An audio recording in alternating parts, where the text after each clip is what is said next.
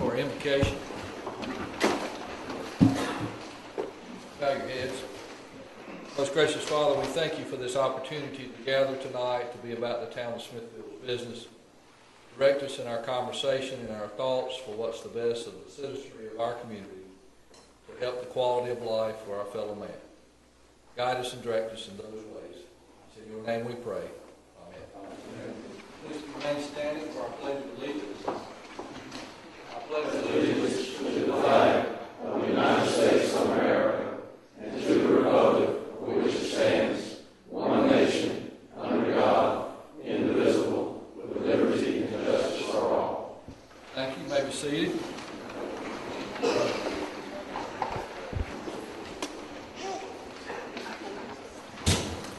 Gentlemen, you've had the agenda provided before you. Are there any changes, additions, deletions that need to be taken place to our agenda? Mr. Mayor, I have just one correction for Madam Clerk on last month. Just for the record, the two scouts that gave Pledge of Allegiance were it's Troop 77. Duly noted on that correction, Madam Clerk. Anything else? Normally, I probably would not have caught that, but First time he reads it because his sons gave him No, just teasing. Any other corrections or additions? If not, do I have a motion that the agenda stands as approved? So moved. Second. Motion is second. Those in favor, aye. Aye. Those opposed? Okay. Agenda set for the night meeting.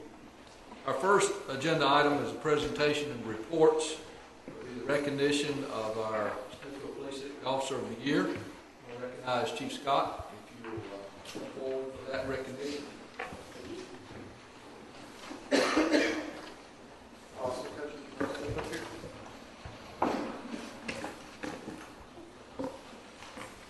Thank you, Mr. Mayor, Council. At the beginning of the meeting this evening, we'd like to present Officer Cutchins as Officer of the Year for 2011 for the Smithfield Police Department. Officer Cutchins was selected through a voting process where all members of the Smithfield Police Department vote on the officer they feel most meets the tenets of the goals and the mission of the Smithfield Police Department. The person receiving the most votes then is evaluated by an appointed committee within the Smithfield Police Department. After this committee confirms the nominee, the final decision rests with the Chief of Police. As the Chief of Police, it is my honor to endorse Officer Cutchins as the 2011 Smithfield Police Officer of the Year. Officer Cutchins graduated from Triple S High School right here in Smithfield. He then attended Johnson Community College, where he attained an associate's degree in criminal justice.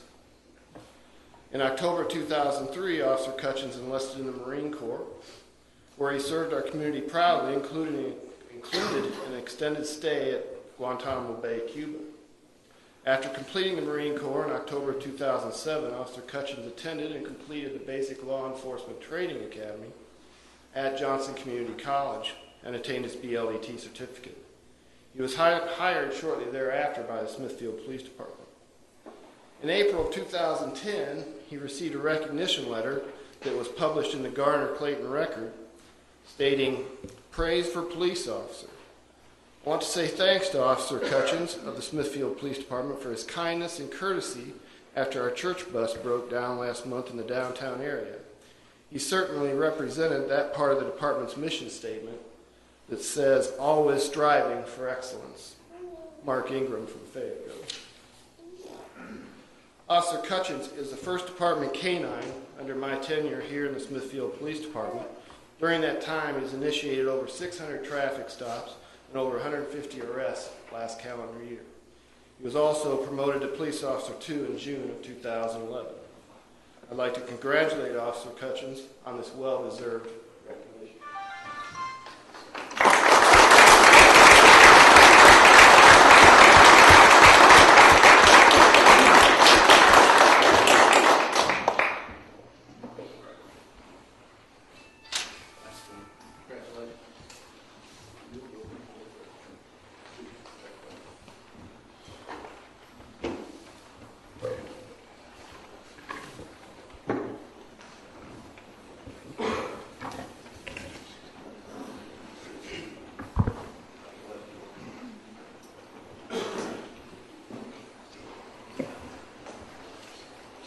We're grateful, Chief, for those type of recognitions, and we thank you for you bringing that to our attention. And Officer, we appreciate your efforts as well as the rest of the officers who do a fantastic job in our department.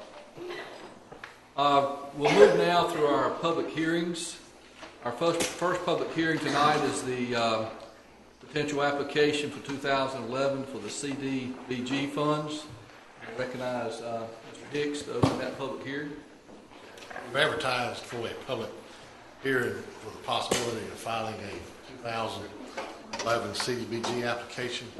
I've got Mike Barnett here this evening with McDavid Associates, who is a firm that specializes in CDBG applications and funding. Just so there's no question, I have worked with Mike for years. He's from Farmville, so I want to.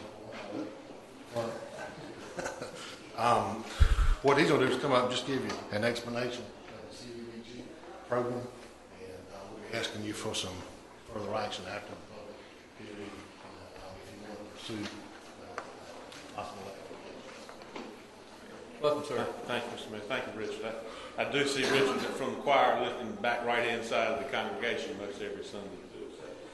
The Community Development Block Grant Program, the CDBG program, this year is administered by the Division of Community Assistance, as it used to be called. Now it's called Community Investment and Assistance. They went to the acronym CIA, and then they figured out that wasn't too good, so they cut it short to CI. So as I refer to CI, that's the agency that administers CDBG funds in the state. The 2011 fiscal year funding cycle will basically contain 4 areas of applications. I'll go through those briefly. The first is a new category for CDBG, and it's called the NC Catalyst Program. And this Catalyst Program actually consists of 5 areas: single-family housing, multi-family rental development, other housing activities, public facilities, and non-housing activities. And they're looking for an application that does some type of holistic treatment proposed in the town that contains sections, parts of most all of these. The first being single-family housing development. Of the $500,000 maximum Catalyst program, they can use up to $250,000 for single-family housing development. And that can go up to $18,000 per unit. It can be used for activities like installation of public infrastructure, water, sewer, and streets to serve a new housing development. It can be removal of hazardous material. If someone wanted to renovate a house for single-family housing, they could take asbestos or lead paint out of that house. It could be land acquisition if you were using a community-based development organization. It could acquire vacant historic property. It could renovate historic vacant buildings for single-family rehabilitation. And it also could have a rent type program. And that's single-family housing development. Another part of the Catalyst program could be multifamily rental development. This also is $250,000 max, with a $6,000 per unit, with a lot of the same activities. And really what you see there most of the time, except in special activities, are where you're putting in public infrastructure, water, sewer, streets, it could be electricity, lights, etc., to serve a rental, multifamily rental property. The third category under the Catalyst program are called other housing activities. These are the traditional CDBG housing activities. And they can take place at scattered sites, scattered locations in the city, or they could come into specific neighborhoods, or a combination of both. These activities, you can rehabilitate houses, you can demolish and reconstruct properties, you could acquire dilapidated properties and clear those properties, relocate the people that occupy those properties, whether they be owner-occupied or whether they be rental. It also contains a provision for something called emergency repairs, which is a category that's $5,000 you can spend on a house to eliminate the threats to life, health, and safety. Most of the time they would be roofs, they would be HVAC units, and that type of activity. The fourth category, again, still under the Catalyst program, are treatment of public facilities. And public facilities, by definition under this program, are buildings that are publicly owned or traditionally provided by government that may be owned by a nonprofit that are operated and open to the public. For instance, senior center, community center, activities such as that. It is not for the general activity of government. In other words, you can't go renovate a room in your town hall. But there are things that nonprofits or the government here would offer activities and buildings to the public. You could do renovations, you could do make those handicap accessible, things like that. And the final activity, again, under the Catalyst program, is the renovation, clearance and demolition activities, which will eliminate slum and blight activities, conditions in the city. And this pretty much is demolition of vacant, dilapidated properties where we're trying to eliminate slum and blight. The maximum allowed for this is $100,000, and the state anticipates only funding 6 grantees of this particular activity statewide. This is obviously an activity that everybody would like to have because it's a common problem. The maximum Catalyst grant request is $500,000. There is approximately $7 million that's available statewide in this category, and applications are due April 30th, 2012. I said a mouthful, so I'll kind of summarize that. This is a new category for the CDBG people. We're looking for something to come in and do a comprehensive treatment to have an effect, and it gives you this palette of things you can choose from. So it really takes to come in and design what specific needs of the city are to have a competitive application. So you really don't have to do all these, you just pick some that are specific to what you want. There are 3 other main categories, much shorter than the first category. The first is the infrastructure program. The infrastructure program allows for the installation of new water and sewer lines to take care of problems that threaten public health or the environment. And these typically are extensions of public water and sewer, and they need to have a low moderate income benefit of 70%.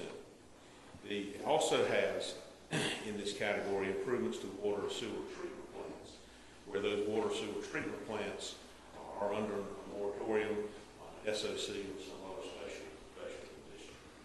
This window will open February 1st. There's $6 million available for this statewide. $3 million of that is set aside for 21st century and Title I communities. The balance $3 million is available for the rest of the state to apply for the maximum grant. Request is $750, and this one would require 5% local match. The second infrastructure type program is an infrastructure hookup program. And this is a program where individuals and homeowners that are adjacent to existing water and sewer lines could connect their properties to that water and sewer line at no cost. The eligible costs there are tap fees, assessment fees, service connections, and repair of leaks that are in the house when you put high pressure water into it. These are smaller grants at $75,000. Total available statewide is $1.2 million. The final category that the state is putting forth this year is called the Small Business and Entrepreneurial Assistance Grant Program, SBEA.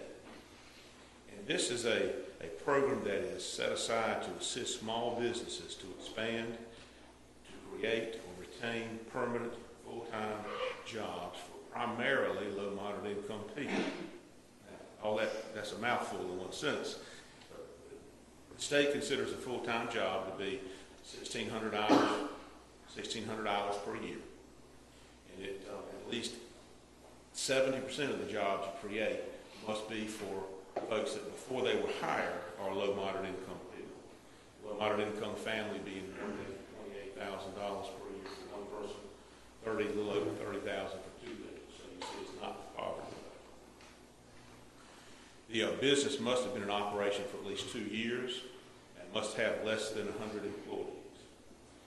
Eligible grant activities for this category could be infrastructure improvements such as water, sewer, broadband, etc., to serve a new business or one that's expanding. Purchase of land to create housing for a new building or renovation to accommodate a new business. For instance, someone wanted to move out of a home business into another structure, and the structure they wanted to move into needed renovation. That would be a type of eligible activity. Purchase of capital equipment,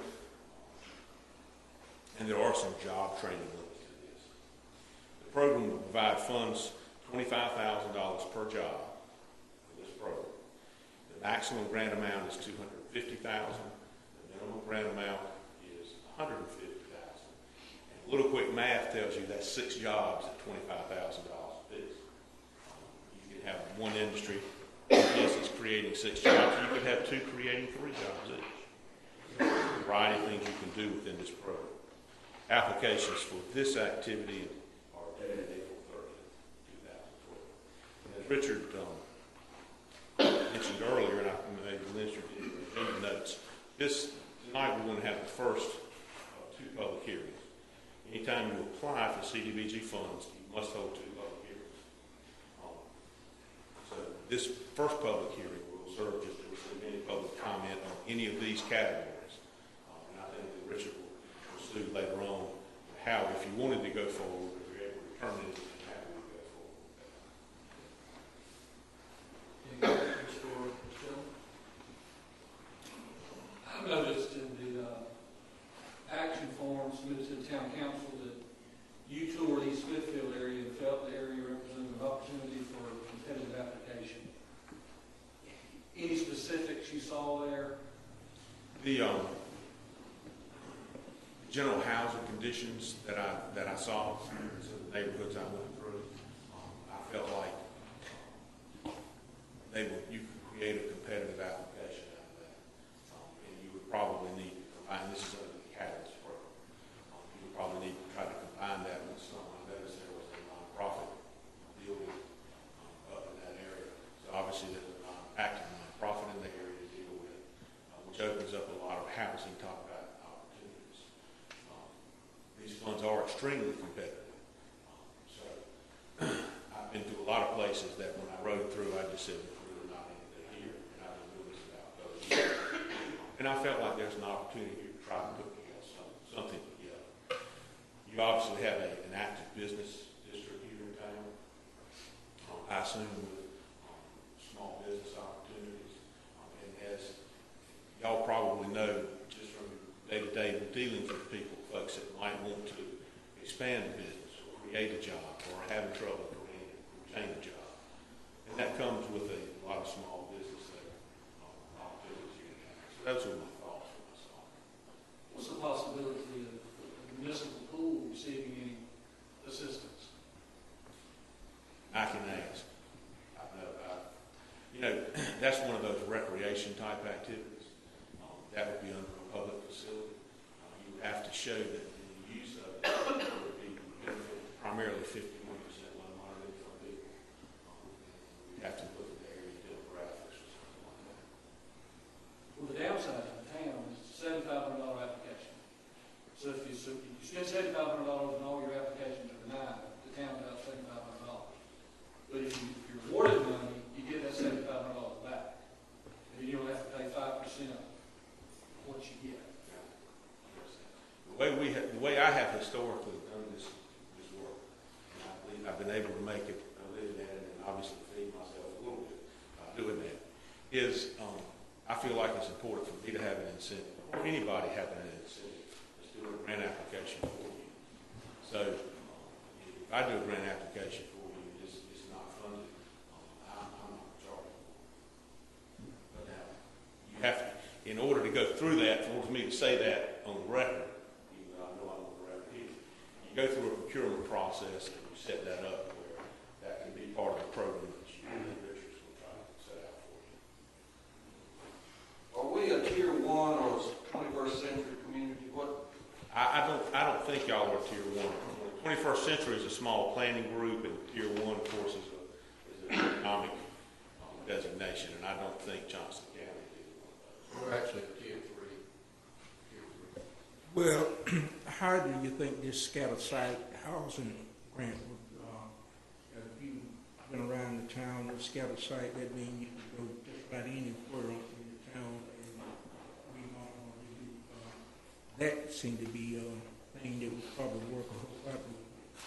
There is a significant amount of scattered house need in the town, in the city. And there are also some pockets as well of neighborhood. So I think it takes looking at the demographics, looking at the home ownership, looking at the conditions of the home, and trying to come up with what's most competitive, because it is highly competitive in an application. But like I said, there is a lot of scattered housing around that can certainly be helped. Well, you have to have more than one hearing.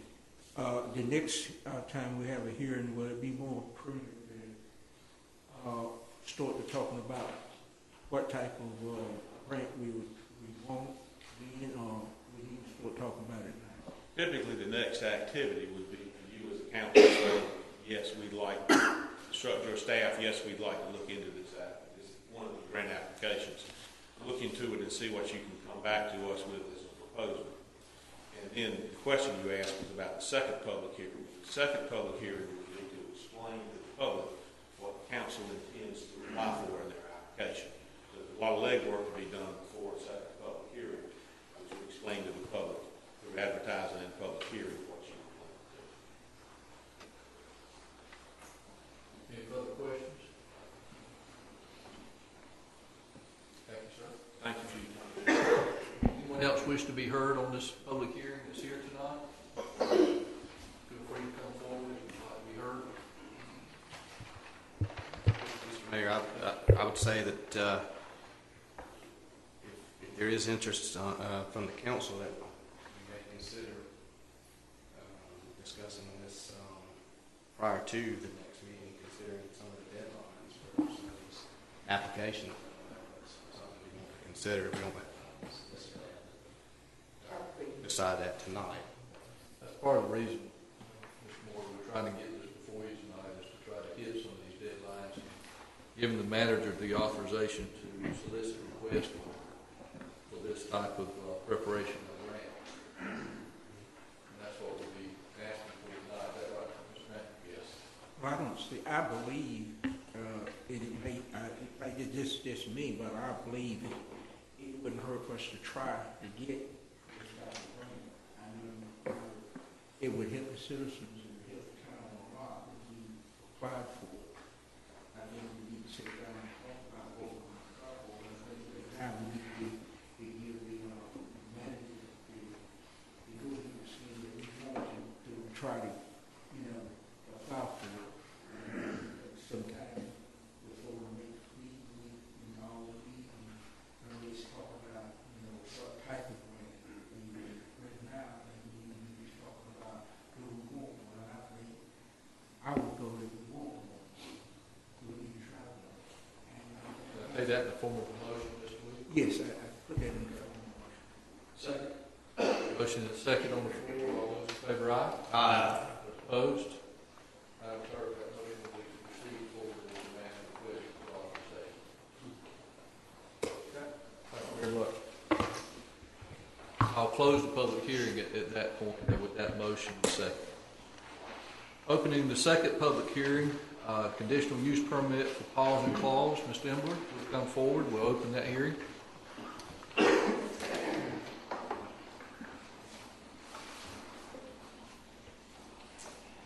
The applicant is requesting a conditional use permit to allow for commercial indoor animal kennels on property located within the B2 zoning district.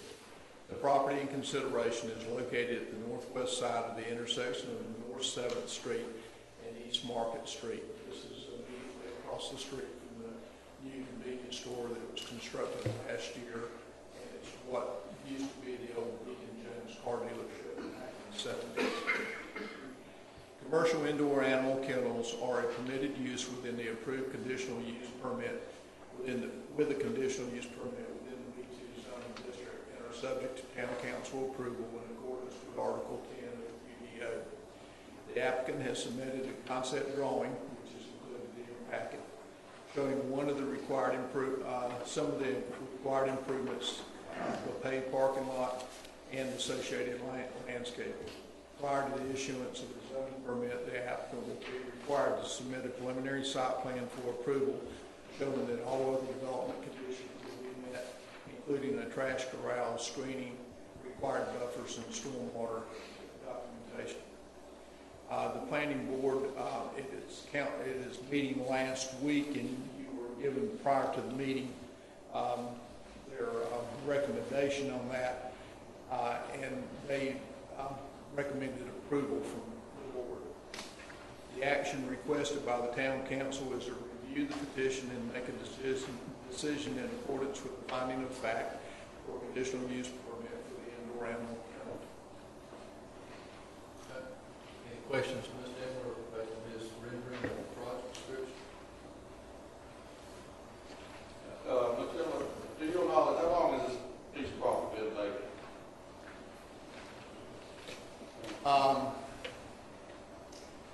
I think there was one occupancy of the building after Deacon Jones abandoned the building. It didn't last for very long. I know the Catholic Church attempted to buy the structure back in the 80s and was not successful in doing it, so I think it's been pretty well abandoned since the 80s.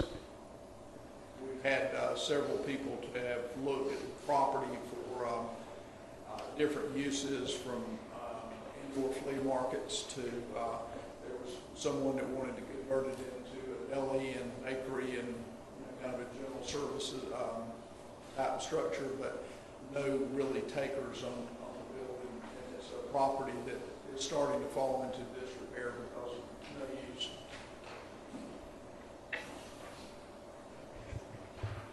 Any other questions, Ms. Denver? Yes, Mr. Chairman, do you see where there'll be any health problems? I mean, with this,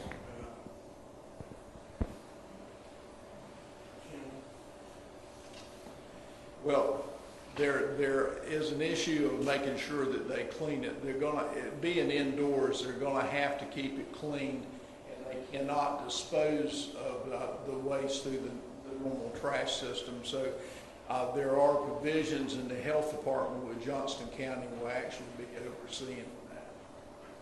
so in other words, the Johnson County Health Department will oversee it and not the town. That is my understanding, yes.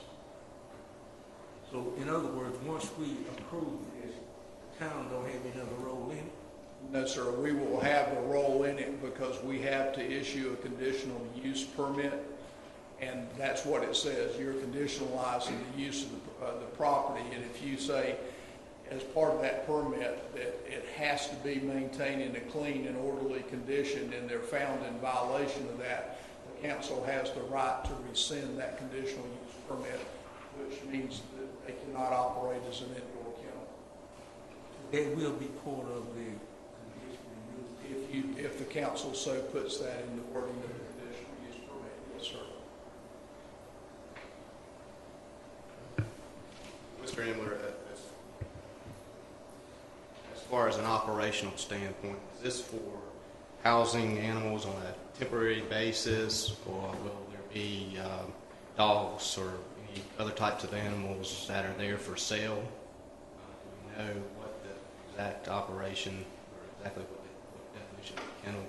I will defer to the proprietors in answering that question. They currently have a business now that's located on Market Street, US 301 North, Rightleaf Boulevard, excuse me, under the same name, Paws and Claws. At that facility, they have no kenneling facilities there, but they are proposing at this site. I'd like to know that, and then from another question for you as far as our drawings in our package here. I guess looking at the site map, the white area, I guess, is the parking, I would assume. Yes, sir. And then the portion that we're talking about for the kennel would just be inside the old Deacon Jones building, right? No outside. I know this is That's correct. It's outside, because we do have the property we're talking about. If we do a special, we do a conditional use, runs with the property, so that would include the future development area as well. Yes, but they would have to come in with a site plan for any future development on that property, which is going to put it back before the board for approval. Okay, I mean, that is a condition as is, or is that a condition that we need to make? as part of That would this? be a condition as the Unified Development Ordinance is written. Because obviously, my stance on this may change if we had outdoor housing, application, and the area here for future development appears to be part of this property, so I'm sure that It would require a change in the zoning ordinance to allow outdoor kenneling operations. Currently, only indoor kenneling operations are allowed in that zoning district. okay. Thank you. The applicant is here. If you'd like to step forward, please, and answer Councilman Moore's question, that'd probably be the quickest and easiest way to do it.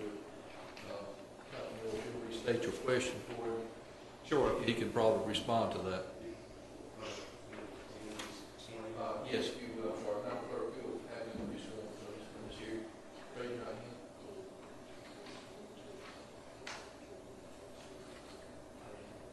Okay. Mr. Moore, I have a question or two of you, or some others. I didn't catch your. My name's Robert. Robert. Okay. Just for my benefit, can you just tell me a little bit about what your operation is? Will you just be housing animals there, or will you have animals for sale as well? To answer multiple of your questions at once is no, we're not doing reptiles, snakes, or anything else like that. No, we will not be selling animals.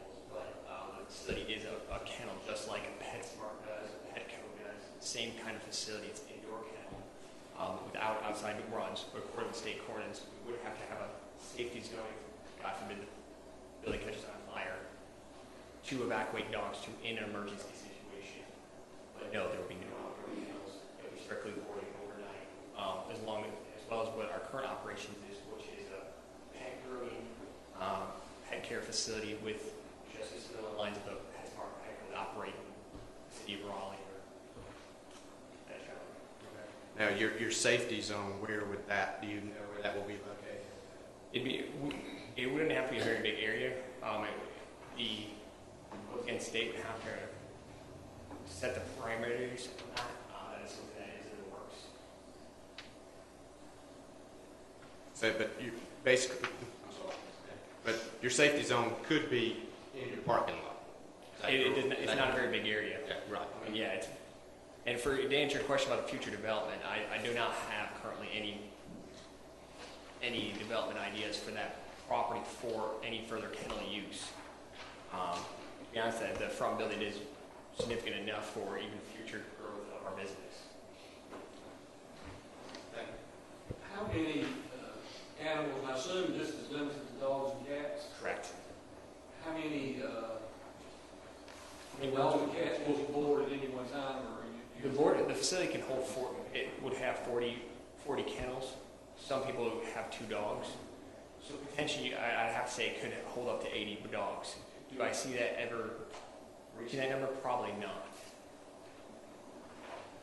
And mostly your busiest time would be your seasonal time, Christmas, summertime.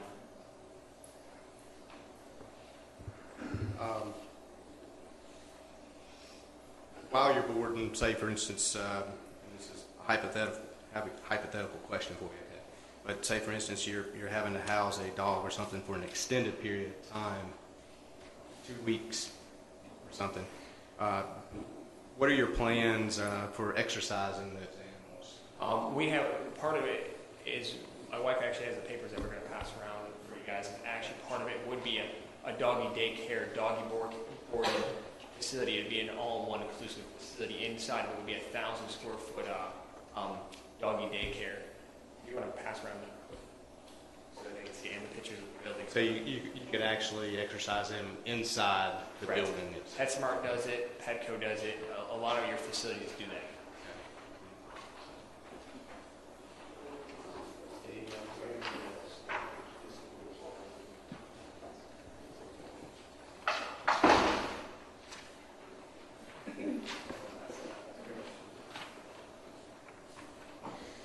Any other questions for Ron? Yes, Mr. Mayor. Mr. Parrish, just for clarification, Are you gonna have indoor customer parking in the building? Indoor customer parking? From your proposal here, just for clarification, is this indoor or outdoor? All the parking's outdoor. It's two separate buildings. The second building would be modernized and brought up to code and used as a lease facility for a lot of different time. We lease that building out, so there would be no indoor parking. All right, thanks, sir. Chris, you have something to add? Chairman, I just wanted to echo what Mr. Parrish was saying and also to reiterate some of the conditions that the DSDC would like to make sure that it's, first of all, we're in support of this project with the conditions that have been mentioned regarding we don't want to have outside kindling. That's all done up to code and done indoors to the specifications that Mr. Parrish has mentioned. Also, just letting you know that the DSDC, with the efforts, Mr. Parrish will be expanding his business to include or grow his business to 10 additional employees, full-time employees. He'll be having a retail establishment as well as kennel operators and grooming technicians and things of that nature.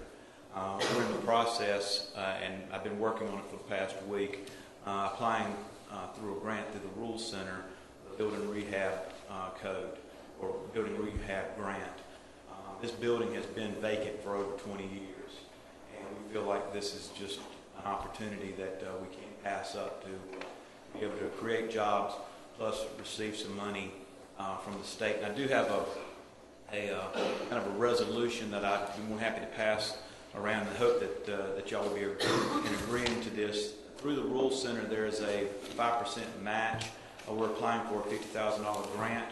5% match will come from the DSDC. It will not come from this board, but the DSDC will write it on behalf of the town. So it's kind of pretty much like what the grant we did for the Old Town Hall building, where the DSDC made the financial contributions for the grant.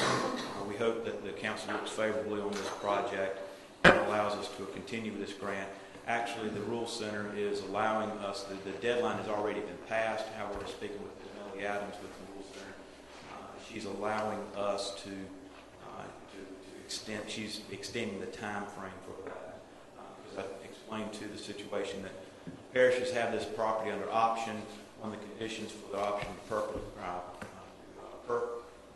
purchase is make sure that this board approves the special use condition. So there's a lot of things that are happening with this project, but it's just it all hinges on what this board does tonight. So that, I just want to let you know that the DSDC looks favorably on it, and I would like to pass around this resolution so that y'all will look favorably on it. Again, it's no financial commitment from this board. The DSDC will not only match the 5% grant match, but also contribute an additional $2,500 for the building reuse. So we'll chip in $5,000 total. Any other questions for Mr. Johnson or Mr. Parrish or Mr. Evans? I did have one. You may have already answered it, so I apologize if you have. The kennels will be located in the corner building, or both? Just the corner building. The second building on this site plan we used totally different. That we leased out and upgraded to meet the needs of another business. And let me, it's two businesses that we growing in the area, so it's two potential job makers.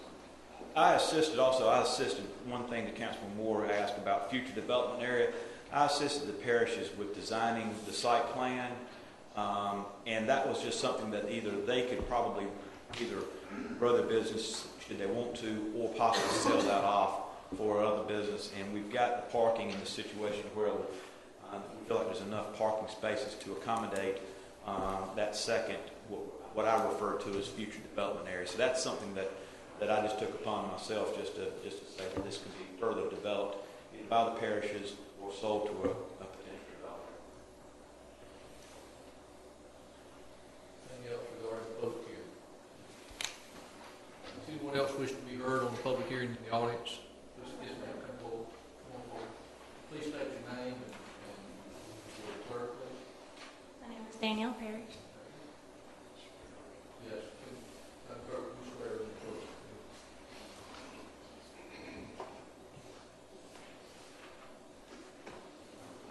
Yes, ma'am. Just tell us whatever you'd like to tell us.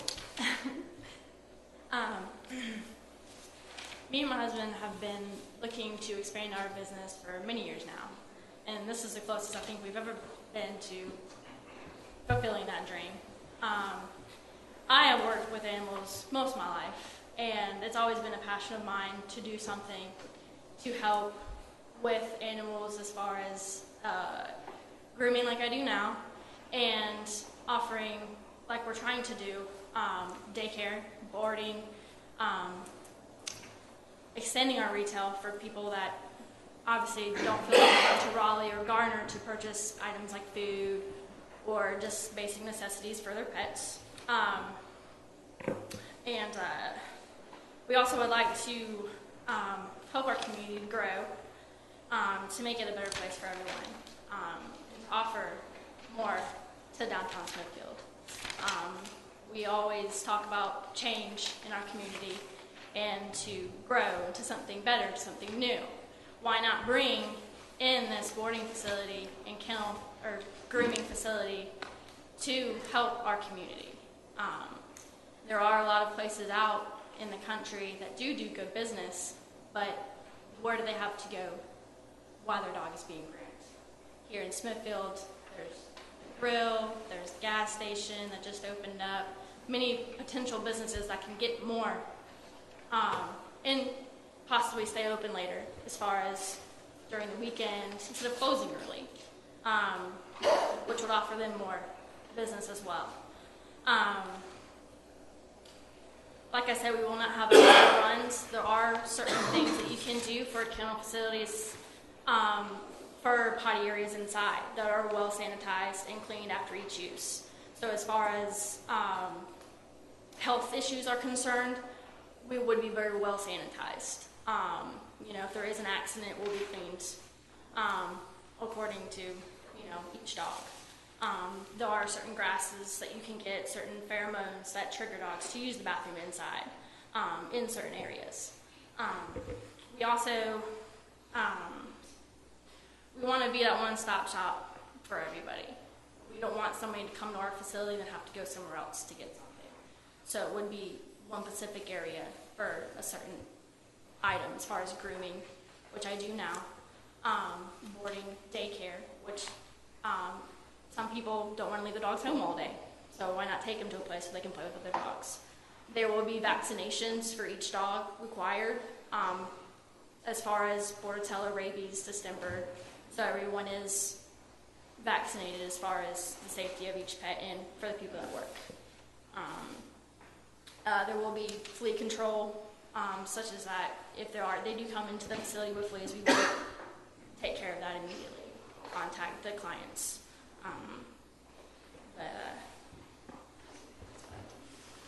Thank you for sharing that. Scott, you have something? One thing I just wanted to put on your radar, should council approve this, is that we will be bringing this project back up for the Sharp grant, just like we did for the Stancil project, and also taking it to the county to assist in that means as well. One thing that it kind of excited me that they mentioned is working closely with the hoteliers, because we do have a lot of people that are traveling up and down 95 that are looking for hotels that accommodate pets.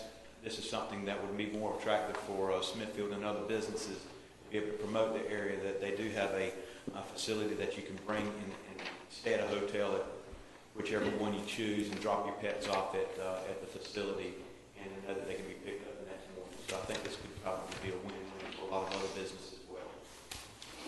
Mayor, I do have one other question for the applicant. It mentioned the indoor exercise area.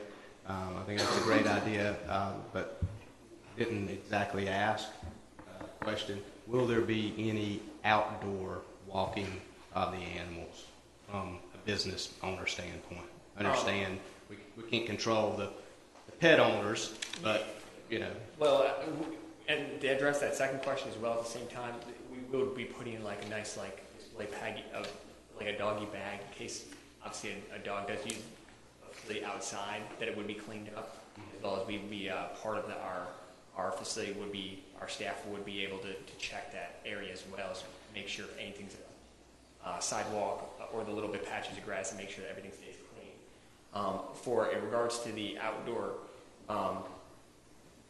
walking, once again, that would come down to under North Carolina law of pets is in a safety provision. If a dog is stressed, you would have to offer the dog an outside facility. It has to be, I think it's a 10 by 10 requirement according to North Carolina, but that's if the dog is stressed. Those are very rare situations. Did that answer your question? There's yeah. a designated area inside the Yeah. building that would be strictly a good enough size. The dog could get well enough exercise with other dogs being in there as well. But there would be no physical playtime activity outside. Okay, all right. I mean, But like I have two concerns: the pet concern, and also from a public safety standpoint. Number one, from an operational standpoint, if you had 10 dogs or so, you're walking all the dogs at one time downtown on public sidewalks and so forth. Yeah, no. From a safety standpoint, and then also from a hygiene standpoint as well. No, there won't be walking dogs outside. Once again, like I said, we have the grassy area that's a safety zone.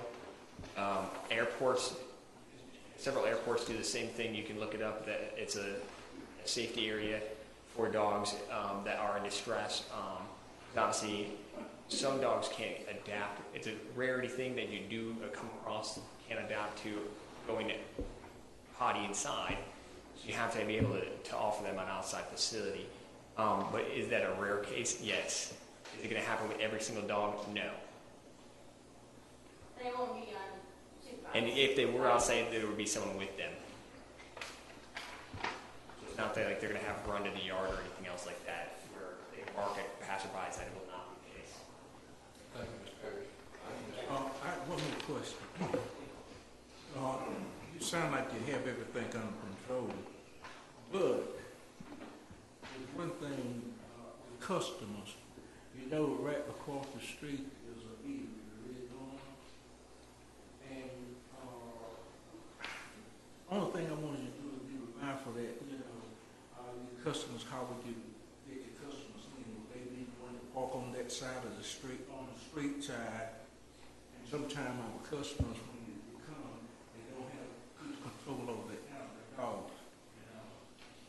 You kind of I'm sorry. I hope I heard you right because I'm sorry. It's a little quiet on the side. You're saying it from the parking lot to the door. No, it's the street. On 7th Street, right across the street is the Red Bone, the filling station. And, Yep. the Red Bone is an eatery. And at some point, I'm wondering, would you make sure that your customers didn't maybe either try to park over there or let the dogs go over into that area because it's a place.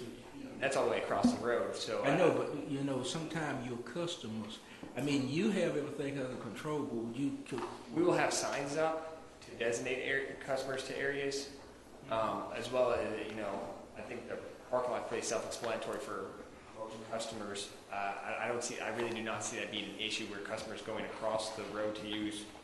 They really don't even have any grass over there. It's more of a wood chipping. It's not that I'm thinking the customers will, but sometimes your customers' animals may not be as well trained as others, and this is where sometimes you start having a little problem. Well, we have a leash law that they have to abide by, as well as there'd be signs for customers that they have, as well as part of our current contract states that the dog has to be on a leash at all times. Even our current contract states that as well with customers. The dog has to be on a leash.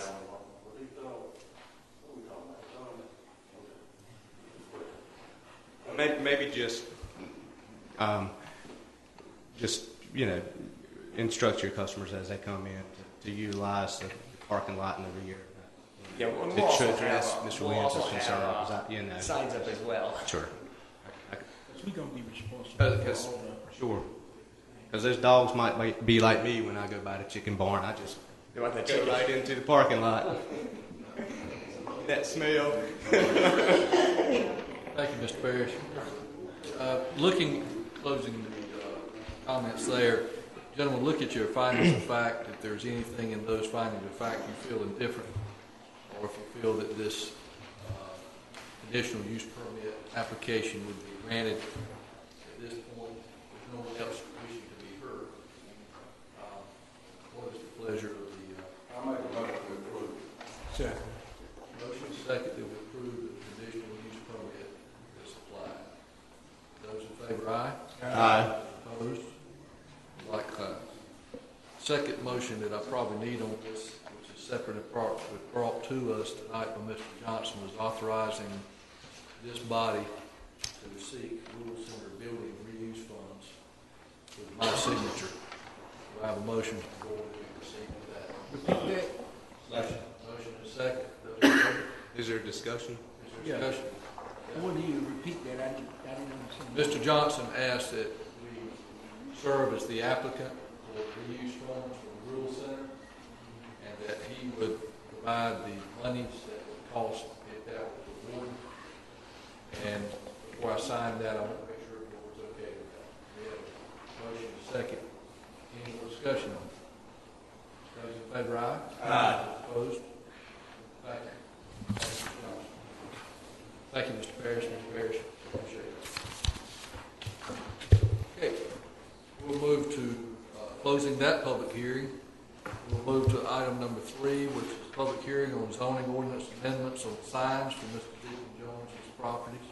Ms. Denton? The applicant is requesting to amend the Town of Smithfield Unified Development Ordinance, Article 19, Regulations for Signs, to allow for the use of corporate names, logos, and other advertisement messages on wind signs that are located within a commercial planned building. Current regulations allow for wind signs to be used for decorative purposes only. They are currently not permitted to be used for advertisement and may not contain commercial messages, business names, or logos. The applicant is requesting the zoning ordinance regulating wind signs be amended to allow for such signs to be used for commercial identification within a commercial planned building group. You have an attached draft ordinance that's in your packet. The planning board met last week in regard to this. They elected to table it for further discussion at next month's meeting. And so the council was asked to delay consideration to continue the hearing next month. And when the planning board is able to more favorably look at the request and maybe make official recommendations. Is anyone else here for this public hearing that wish to be heard tonight? Is that correct? Yes. Not hearing anything, we'll close the public hearing, but the wishes of the board is for Mr. Ember for us to delay this until the planning board has time. So moved. Second. Motion, do I have a second on that? Second. Motion second, those in favor, aye? Aye. Opposed? Likewise, we'll move that public hearing, which is included up until action plan for next meeting. The next month, the planning board will meet after the town council, so you will not have to receive it until the March meeting. We'll just strike that, since we had such time to plan, we'll have to do that. Unless they let them have a special meeting, and they have given no indication. Thank you, Mr. Chairman. We'll move to through our agenda through citizens' comments. Is there anyone here wishing to be heard under citizens' comments? Yes, sir, come forward. Please state your name and the clerk. Yes, I'm David Roy Blackwell. I'm here representing Twisters, Mr. Puckett. We noted that the council has had some discussion in the December meeting, I believe, concerning Twisters and some additional complaints. And Mr. Puckett was very concerned about those, and we've taken some action. And we'd like the council to see if I could. I have some packets for everyone here.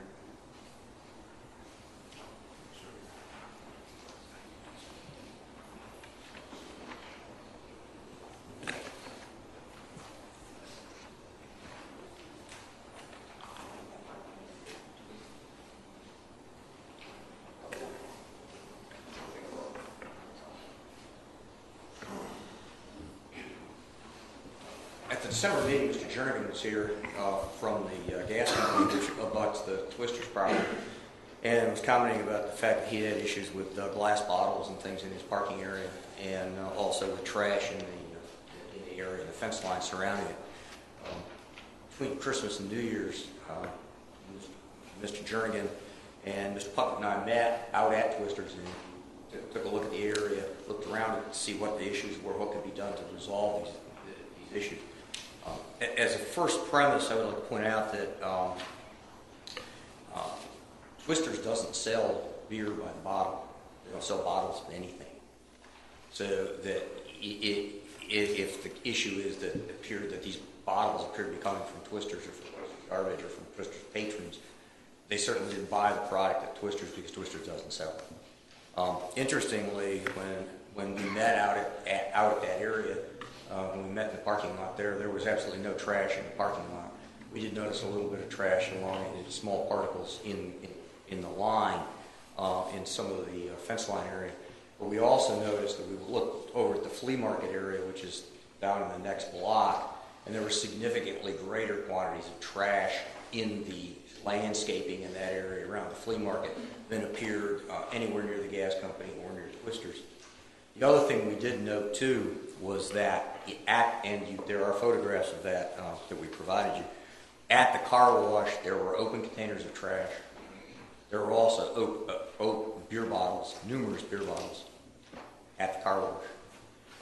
Mr. Jernigan and Mr. Puckett and I also noticed that the security lights on the side of the car wash, which abuts is the little drainage area between leads back from Twister's property down between the car wash and Mr. Jernigan's gas company.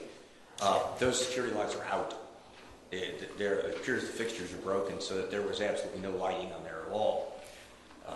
Based on what the three of us observed, Mr. Jernigan agreed that he would increase the lighting on his area by leaving some of those lights on that side of the gas company.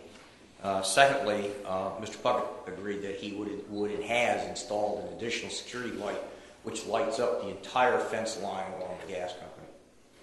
This next thing that Mr. Puckett has done is to cone off the area along the fence line with the gas company so that people can't park there, and he stationed a security guard out there during all business hours, which keeps people out of that entire fence line area. Mr. Jernigan also noted to us that in the past there had been some concern about vagrants camping or spending the night and generating trash down in the area, the shrubbery around the gas company. He had that shrubbery trimmed back some years ago, but apparently it's grown back, as he noticed he was going to have that cut back, so that if that was the source of what was going on there, that would be alleviated. The security officers by the fence, they're all during all business hours. They have continued the roving patrols, which Twisters agreed that they would institute at the prior meeting. They have again added the security light. Mr. Jernigan is going to light the area by the gas company.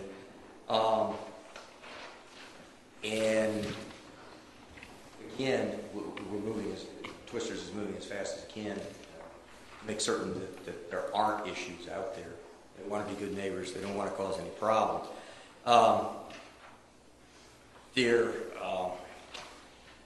These photos that I've given you, there's two sets in there.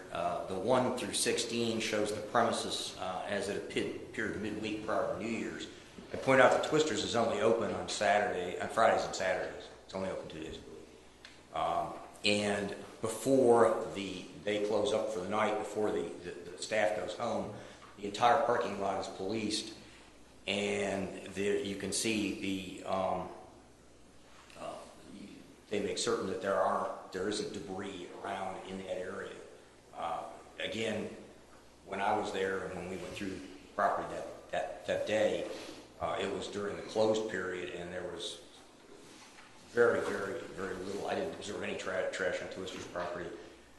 Little trash in the fence line, very little though, and in fact much more over at the flea market. And certainly in the car wash area, there were open bags sitting there. At one point, I didn't observe Mr. Puckett that someone had apparently taken bags of trash and just dumped it like that. Earlier that week, it just simply dumped it as well as broken bottles. With 2 sets of photos, and those photos show the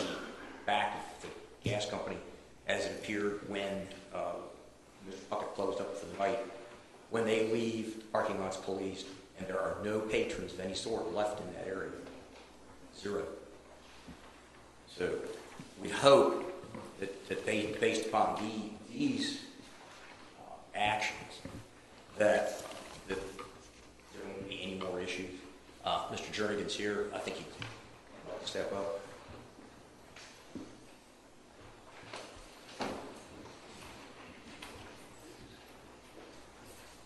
Yes, sir.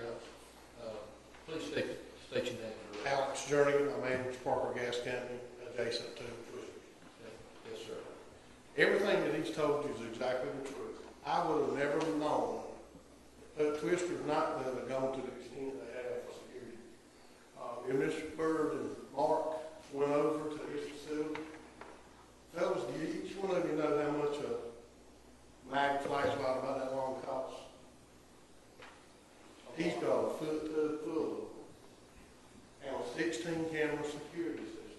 He's got more insecurity in this building than most clubs has got behind the bar. I didn't know this.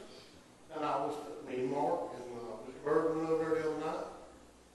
Nice facility. He has changed my mind about what the facility is. Because I've not been in the facility in session of Berlin Warren. Not been in. We've addressed all the situations that we talked about. The trash, the access down behind the facilities, even got a golf cart there for anybody who don't want to walk anywhere. It's even got a golf cart there for them to secure, to ride on with flashlights. I think he's gone well up and above anything else that's in town to do what he can to help me and to help the town also. The lights, I went over there tonight before I came. The lights that were installed today, and they moved lights, finishes up lighting the area. On a Friday night when I leave, I turn my floodlights on. If anybody wants to go over there and think they're hid, they're not hid now. Because I couldn't over before I came in. The new lights are on place. I think it will do well as far as anybody sitting in one spot in the dark. Up to meanest, I think he's up to no. If he's up to no good, he's going to hide somewhere else. Mark has done everything he said he did, and I just want to let you know I'm tickled with it. So far, everything's gone great. I know Mark was a little nervous about it, but I didn't know Mark was in the business as Mr. Leon. I really never knew him until the other day. And with him and his family there, I think it'll be okay. Thank you. Thank you.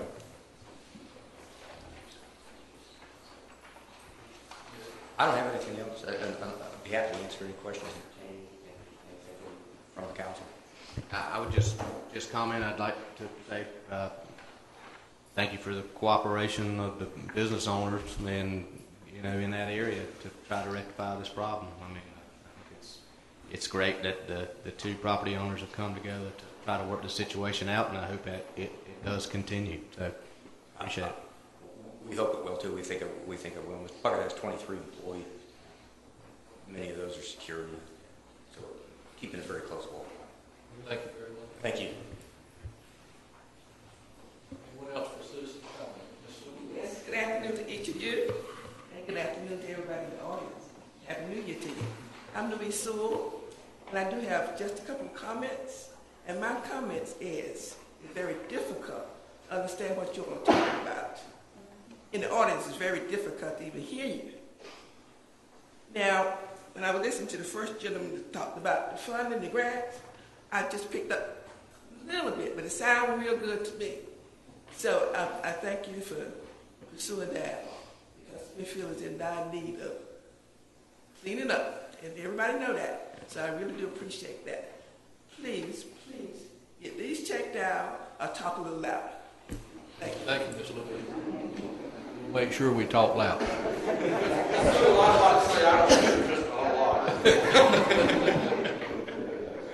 Anyone else under citizens' comments? Yeah, I'd like to say something. Yes, sir, Mr. Ogden. Smithfield lost one of its most distinguished citizens last week. John Shawcross Sr. passed away after a long and illustrious career here in Smithfield, Johnston County, all up and down the eastern coast. He made quite an impact in this community, and if you read his obituary, which almost took up the whole page, you can certainly see what an outstanding, forceful citizen he was for this community, and we need more of them, like Mr. John Shawcross, who passed away. And I'd like to just let this board go on record as saying we appreciate his efforts and our condolences to his family. So moved. Thank you, Mr. Ogden. Anyone else under citizens' comments? Yes, I have something to say. Okay, Mr. Charles. On last Wednesday, I spoke to Mark Hillman. I think it was around October, I came in and I talked about the tires that was on this DNA transmission area sitting around, and then I also talked about the ones on Rockside. They moved them a little bit, but they didn't continue to keep them clean. Now at behind Rockside, near the railroad track, they have stored this pile and they stored the tires near the railroad, near the ditch back there. And the reason I'm here saying this, I asked Mark what he's going to do about it. He said nothing. Now, if we're going to allow these people to dump tires and things near the railroad, back in the back of the lot, when they leave, the citizens going to have to pay to clean this stuff up. We need to get on it now and start doing something about it. And there's some pictures for you guys to see what it was. And not only that, Rockside tires, they still got tires in the back. I mean, it was still a hazard. And if they leave, when they decide to leave, who's going to be left with the job of cleaning it up? The town of Smithfield, which the taxpayers is going to have to bear the burden of. So we need to do something about these things keep right on coming up while the people are still here. Thank you, Mr. Charles. I know on each one of these applications, if I recall, these were specific orders that we not stack tires or store tires outside premises. We do need to follow that ordinance and that condition. The second notice has been sent out to both in the third ordinance. We can pull their zoning permit on the third notice and shut the business down if they don't come in compliance. I think this board. My God, it was in October, at least was October when I came to the council, I believe, and this is second notice come out, it's got better now, they started putting them in the back of the law. They've got to comply with the conditions of the permit, and if they don't, we need to take action. I think the board will support that without question. Any other citizens' comments? Needs to be heard. Okay. Action, do I have a motion on the consent agenda? Motion is second. Those say aye. Aye.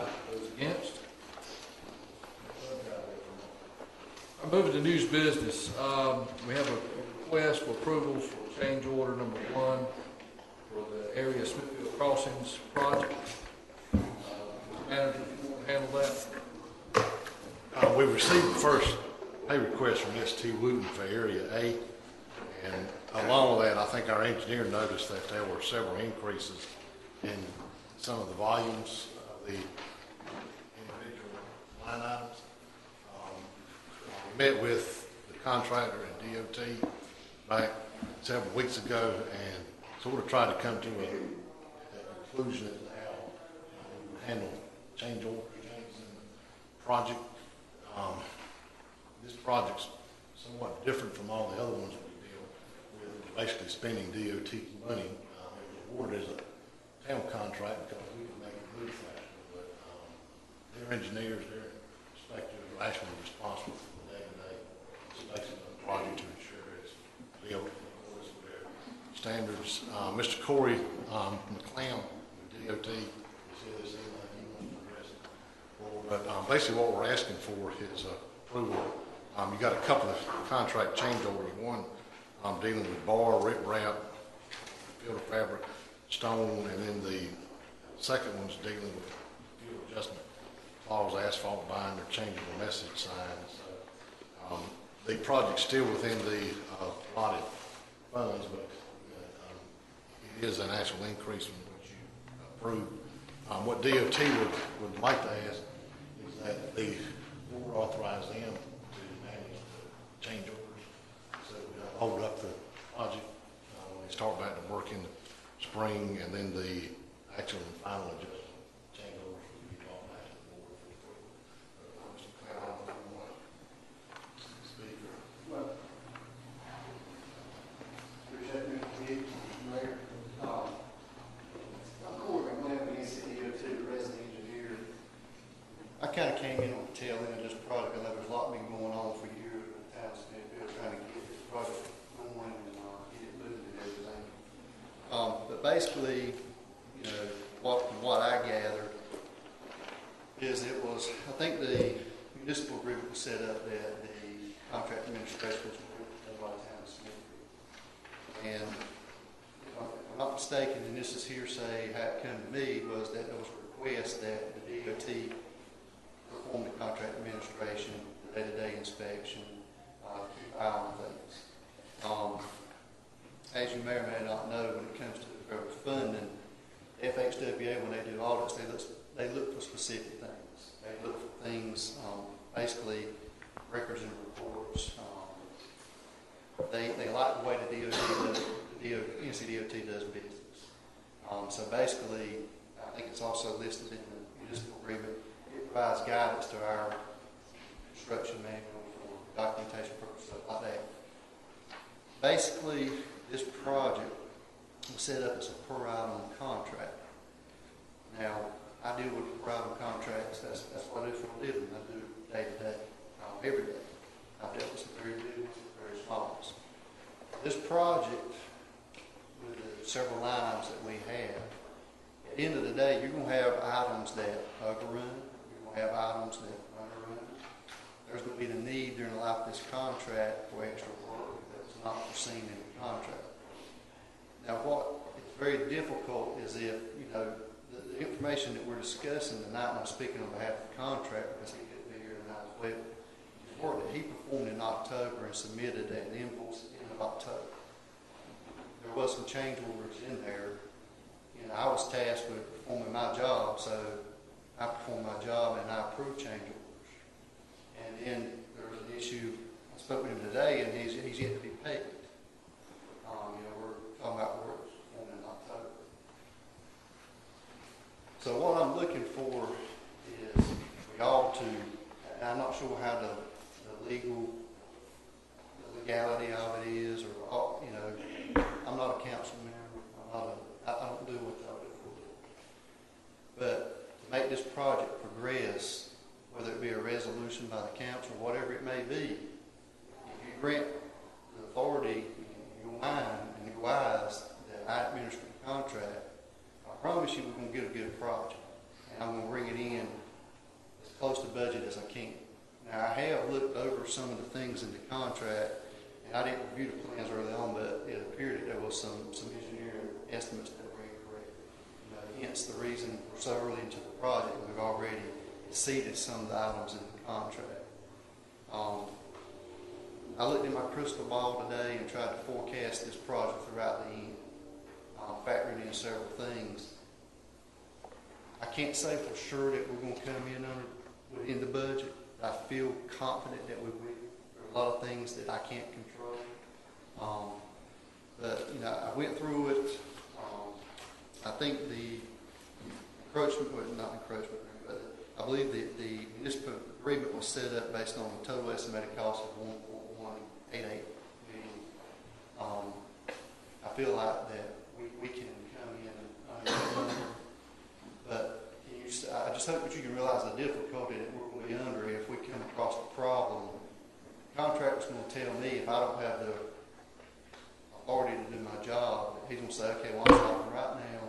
I'm not doing any more work because I've got to wait for a month on the town council meeting to get this approved. This project, I know y'all desperately want this project to move forward and be completed. I think it'll be a benefit to the town. But, you know, if we have to go through that process each time that we overrun a quantity, you know, I don't have any other options on some of the, you know, the estimates. I can't just stop building the road because I've met the estimated quantity. So I'm not sure the best way to handle it. I know me and Richard, we met, Justin, we talked about it in the past. And I'm not sure, you know, it's something that y'all can adopt a resolution or just all be in agreement to let me conduct this contract, be the stewards of taxpayers' money, both DOT and Town of Smithfield. Try to give you a good project, as close to budget as I can get it. I told one of my correspondents early on when questions came up about these overruns and these items.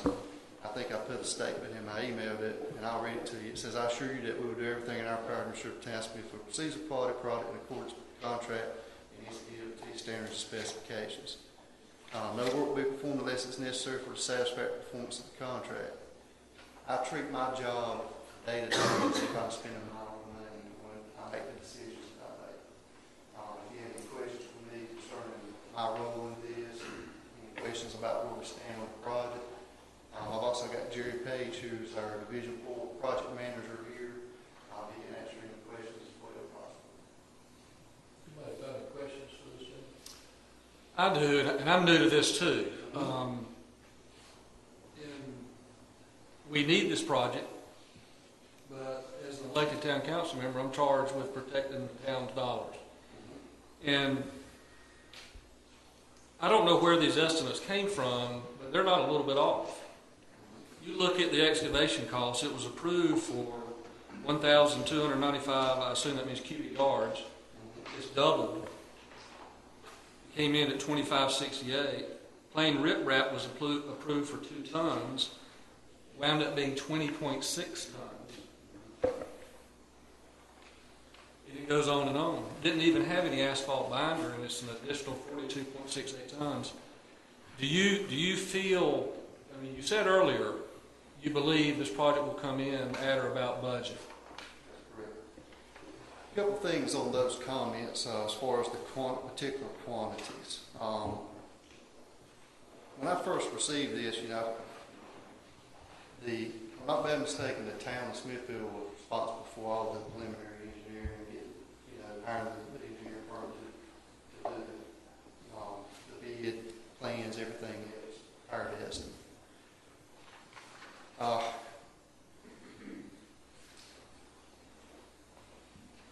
couple things when we look at, you know, we've got items that currently are overrunning.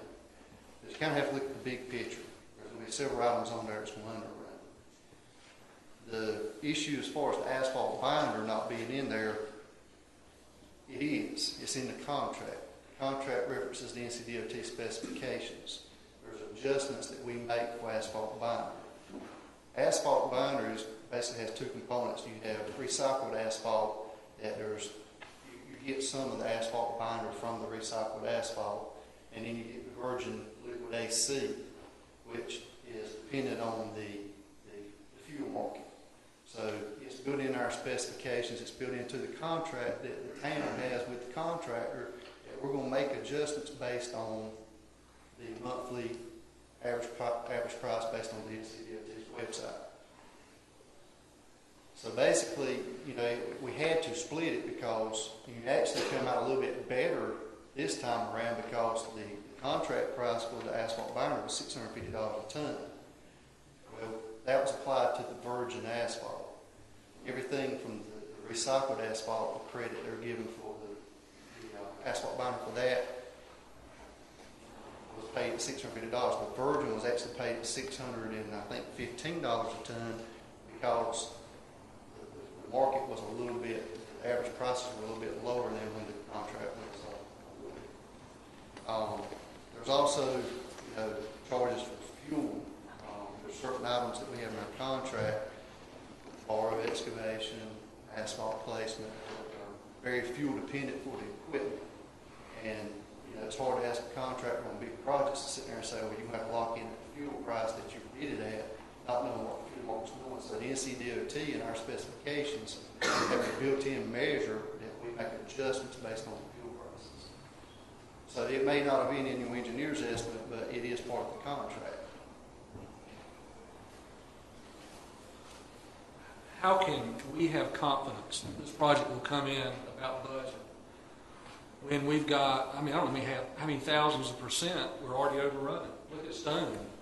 It was estimated, I know you didn't do it, sir, but it was estimated to be 3 tons at this point, and it's already been 21.5 tons. Well, a couple things on the Stone in comments I think that you provided, that I provided. That's not the final quantity. That quantity could decrease. I think I spelled it out in my comments.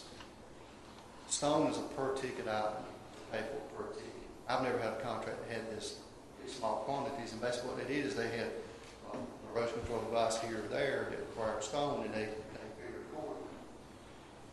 During the life of this project, we have to maintain the erosion control to be in accordance with the NPDES permit requirements. So there's the potential for the need for additional stone. Well, it's going to come from that stone that's stockpiled on the project. At the end of the day, if there's stone left over, we're going to deduct from that 20.6 tons. Let's see, it was 20.6 and it said 2. Yeah, that's a huge overrun for that line item. But we're looking at the contract as a whole. So that contract, that stone's not been used yet. We just haven't, we're going ahead and paying for it, and it's on the site to use in the future. Some of it. Okay, that makes sense. I went through the quantities today. I think there's 7 of the original 76 line items that have already overrun the estimated quantity at this time. That's 7 out of 76. There's 5 additional that I feel likely will overrun, just looking into the future. There's several that, you know, we may overrun. You know, it's hard to, can't really look at it per item and say, oh, I've got this one item, I've overrun it 1,000%. You know, we have to look at it from the contract as a whole. You know, the budget should have been for $1.188 million. And, you know, I guess I'll be on record saying this, and this is just my looking into the crystal ball estimate at this time. You know, I feel like we're going to come in a little over $1 million. I may be way off from the standpoint it might cost us $900,000. So in the long run, at the end of the day, it may cost the town of Smithville less than what you thought it was going to cost to start with. And I can understand your concerns, because if we get over that budgeted amount, you know, then participation from the DOT or Highway Administration ceases, and I can understand your concern there. For the sake of progressing with the contract, you know, I'm just asking that you let me be the steward of the taxpayers' money and make sure that we get a good product, that we're not delaying the project, that we can move forward. I appreciate your comments. Any other questions? Mr. McLam, could you tell us the 5 additional line items you expect to overrun? I feel like that, well, there was a couple of things, looking at the plans. The plans called for milling asphalt pavement, which was 1.5 inch deep depth. I can't really find any plans where we need to be doing it at. We've got a lot of milling that we're doing from 0 to 1.5 inches. I think that there was a little bit of a error in the quantities there. I think it should have all been towards the 0 to 1.5 inch. So, you know, you're looking at a significant overrun in quantity for that item. The asphalt, I feel like will probably overrun some, which will also overrun the asphalt binder content as well. There's also some additional supplemental agreements that are going to be forthcoming. Once we start looking into the plans and looking at these potential change orders and stuff of this nature. You know, I found that we have some issues with our signing plans. I've got revised signing plans that I've sent out, and I requested the contractor to provide me pricing for various types of signs, wood supports, steel beam breaking support. So, you know, this is added stuff that's, that was not anticipated to start with. The one supplemental agreement that we have executed thus far, one of my things is whenever a contractor submits me prices, they have to provide me substantial information for me to feel that price is justified. The changeable message signs, the original price that they came in with, I think I got it reduced down in half. That's what I do for a living. I don't just sit there and write blank checks. Is there any other questions? I mean, there's items that can underrun, overrun. You know, who knows when they got there and start doing some work, and you never know what's going to happen in construction, what's going to run across. But you got to have the means to fix it then and move forward. You can't. It's hard to sit back and wait for them. The contractor's not going to do any work if they know that we've got to wait for the town council to approve. As I see it, we've got two matters. Number one, we need to approve the change orders that is submitted, and then perhaps consider delegating the authority. Those are the two matters at hand, Council. What is your pleasure on the first one, to approve the change order? What's the total amount? $61,210.86. That's a total of two changes. We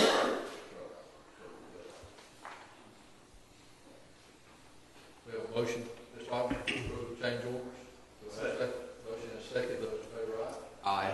Those opposed? Okay. Second item of consideration, do we feel that we want to, in your recommendation, Mr. Richard, to allow him to manage on behalf of the town of Smithfield our part of the contract? I just have a comment on that. And thank you for your comments, and certainly understand your position. I think you stated if this contract goes over, the federal money ceases. Is that correct? And we all own the town. Just for informational purposes, Mr. Manager, this right now, what we're spending is this considered federal? It's all federal money right now. So I would just make the comment that if this board proceeds further with allowing this, for the DOT to administer it, then that at any point that you think we're getting close to overrunning or whatever, that you come back and you contact the city manager, whoever it is at that time, and let them know immediately. That would be my only concern with this. You got a lot more expertise at this than obviously. Well, from our previous meeting, when we met Mr. Hicks, we met the contractor, you know, one of the things, but I'm used to doing things, doing what I do, and I'm not used to having to deal with municipality as well. So there's a little bit of communication that we worked on, and now, I'm keeping Richard, Justin, Paul, everybody in the loop on what's going on with the project, also the engineering record as well, just to make sure that there is no surprises forthcoming. And, trust, it looks like we're going to have an issue. The only problem, if it appears that we're having an issue, I'm not sure what we can do, because, like I said, I'm not trying to Cadillac the project. I'm trying to give you what's in accordance with our specifications. Right. Sure. And I understand that, and I appreciate that. But as Mr. Ashley said, we're responsible to our citizens, and so this is a major project for us, and one that we want to see happen and be one of the best roads built around. And if you do see that, I just ask you to contact us and let us know immediately, because we need this to come in at least budget or under budget if possible. If it goes over, then we've got some serious talking to do from the board standpoint. If there was a way that you could, I don't want to say why you could not manage this in conjunction with a specific town employee who's town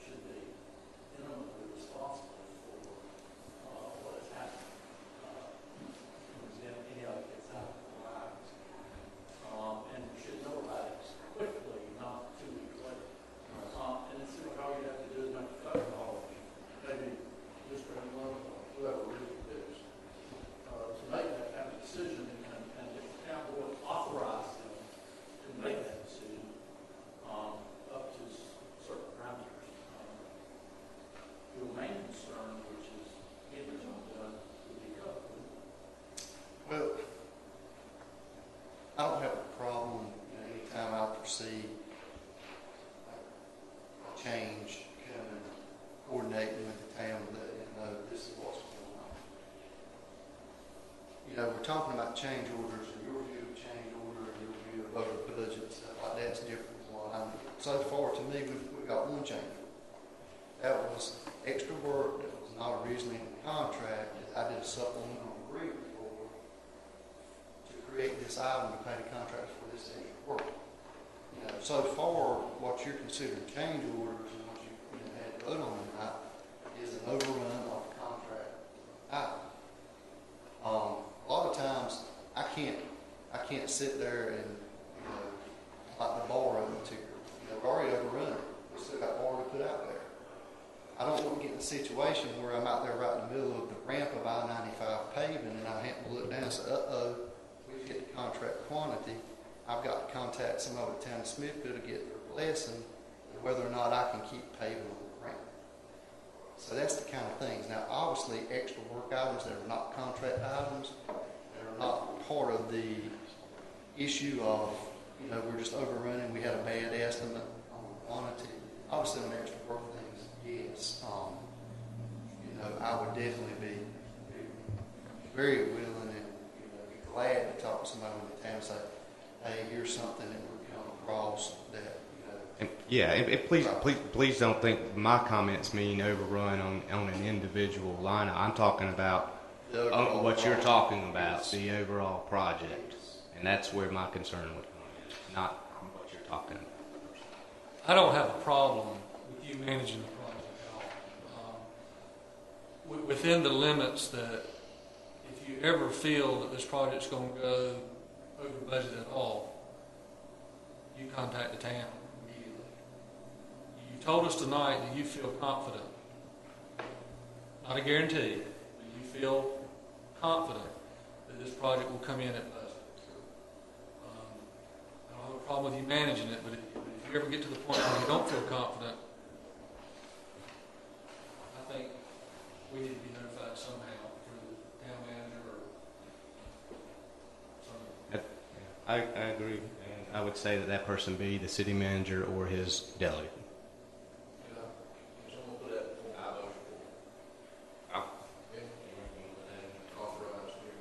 I move that we authorize Jerry McLean to manage the project.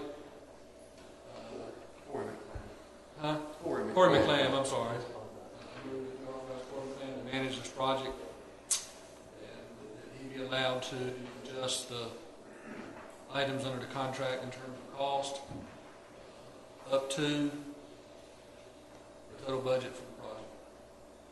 And anytime you feel that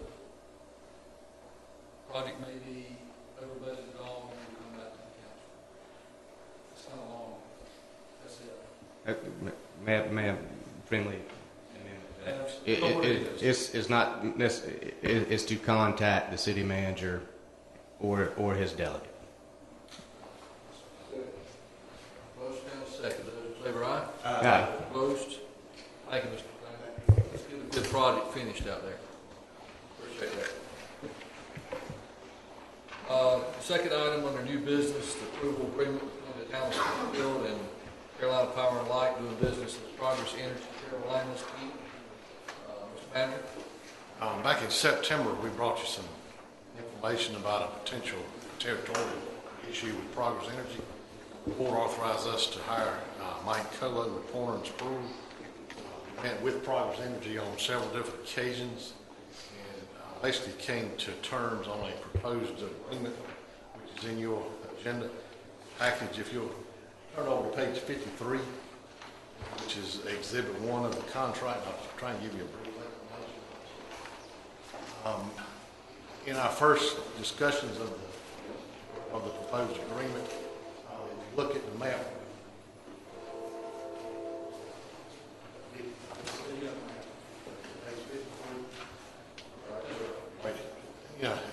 as we began negotiations, basically all we had was that Progress had indicated that probably most of Area B would be served by the town of Smithfield.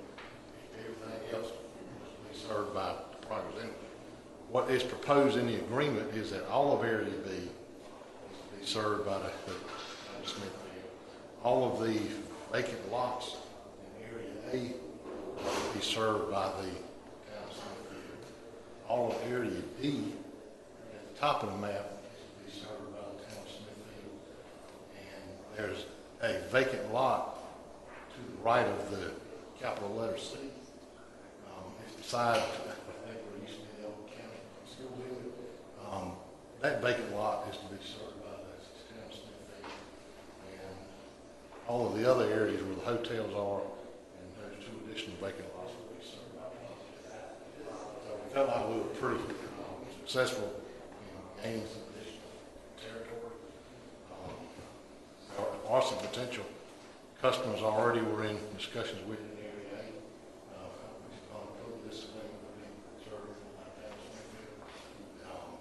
We feel like we picked up a lot of area that we did not have an opportunity to serve before. And we're asking the council to approve the agreement. Progress Energy has executed the agreement. They're in the process of forwarding the copies to Mr. Colo. And I would like to commend Earl Botkin. He just did a super job kind of ferreting out all this information, providing the maps, and I think if it hadn't been for his effort, we probably wouldn't have very much of this. Pretty substantial. So at this time, we are asking for authorization for the mayor to execute the agreement. Any questions on Mr. Hicks on that? We did pick up substantial ground for service, which will help us in the long run for growth if we go out there. So I think it's a win situation on this for both parties. Do I have a motion that we approve for me to sign the agreement? So moved. Second. Motion is second. Those in favor, aye? Aye. Opposed? Passed. Item 3, some of these items, gentlemen, as we get to them, will probably be just informational items that the chief wants to do. Obviously, they'll go to some of our budget preparations or retreat items that are coming up. And item 3 may be just that. Mr. Hicks? As we got into discussions on the fuel budgets for the town, after we made the national news, we had a couple of companies call us in regards to GPS units on vehicles. And there have been several towns that have added these on their patrol cars, ambulances, town vehicles. And historically what they're seeing is, once you begin monitoring your fuel costs, drop, people become more aware of idling times, speed limits, speed of the vehicle, where they are and all that. And it just gives you a wealth of information as to where that vehicle spent the last 24 hours, the last 12 hours. You can even set it up where on vehicles, if you don't want it, in a certain area, if that vehicle enters that area, send out a notice or alarm. The proposal by Network Fleet also monitors your engines. So, if you've got, future problems that might not be showing up, a person driving the vehicle, if there are issues, once again, it does notice there's a potential problem with the engine or vehicle, so you can pull it off and get service before something major happens. And I guess our question this evening is if it's something you're interested in and would like us to include some of the information in the 2012-2013 budget. And we'll continue to gather the information in specific calls and we'll try to include some of those in the budget proposal if there is interest on the council. I'm not asking for you to approve this evening, but we would like some indication if there's interest in this and continue forward as we move into our. Well, I think we need to consider it in the next year's budget as it'll keep us out of the national news next year. All right, we have a formal motion, Mr. Jack? Sure. Okay. Do I have a second on that? Second. Have a motion second. Those in favor, aye? Aye. Opposed? We'll move to our budget cycle. Proposed changes in second notice procedures for receipt of credit card payments. You remember, gentlemen, we brought this to you some time back about the money we could save in this application. We're trying to address a couple items. This one agenda item. Basically, right now, we mail out second notices. Customer doesn't pay the bill, we second notice, we can go out and we can get a specific time to pay that bill. That's costing somewhere around $7,500 to $8,000 a year for the additional postage. A second item we asked the council to sort of address and look at, we currently accept credit card payments inside town hall, and by accepting those in person, the town absorbs the cost of any transaction fees. We currently take in about 625 credit card transactions per month on the average. Our annual credit card fees that we're currently paying runs about $75,000 per year.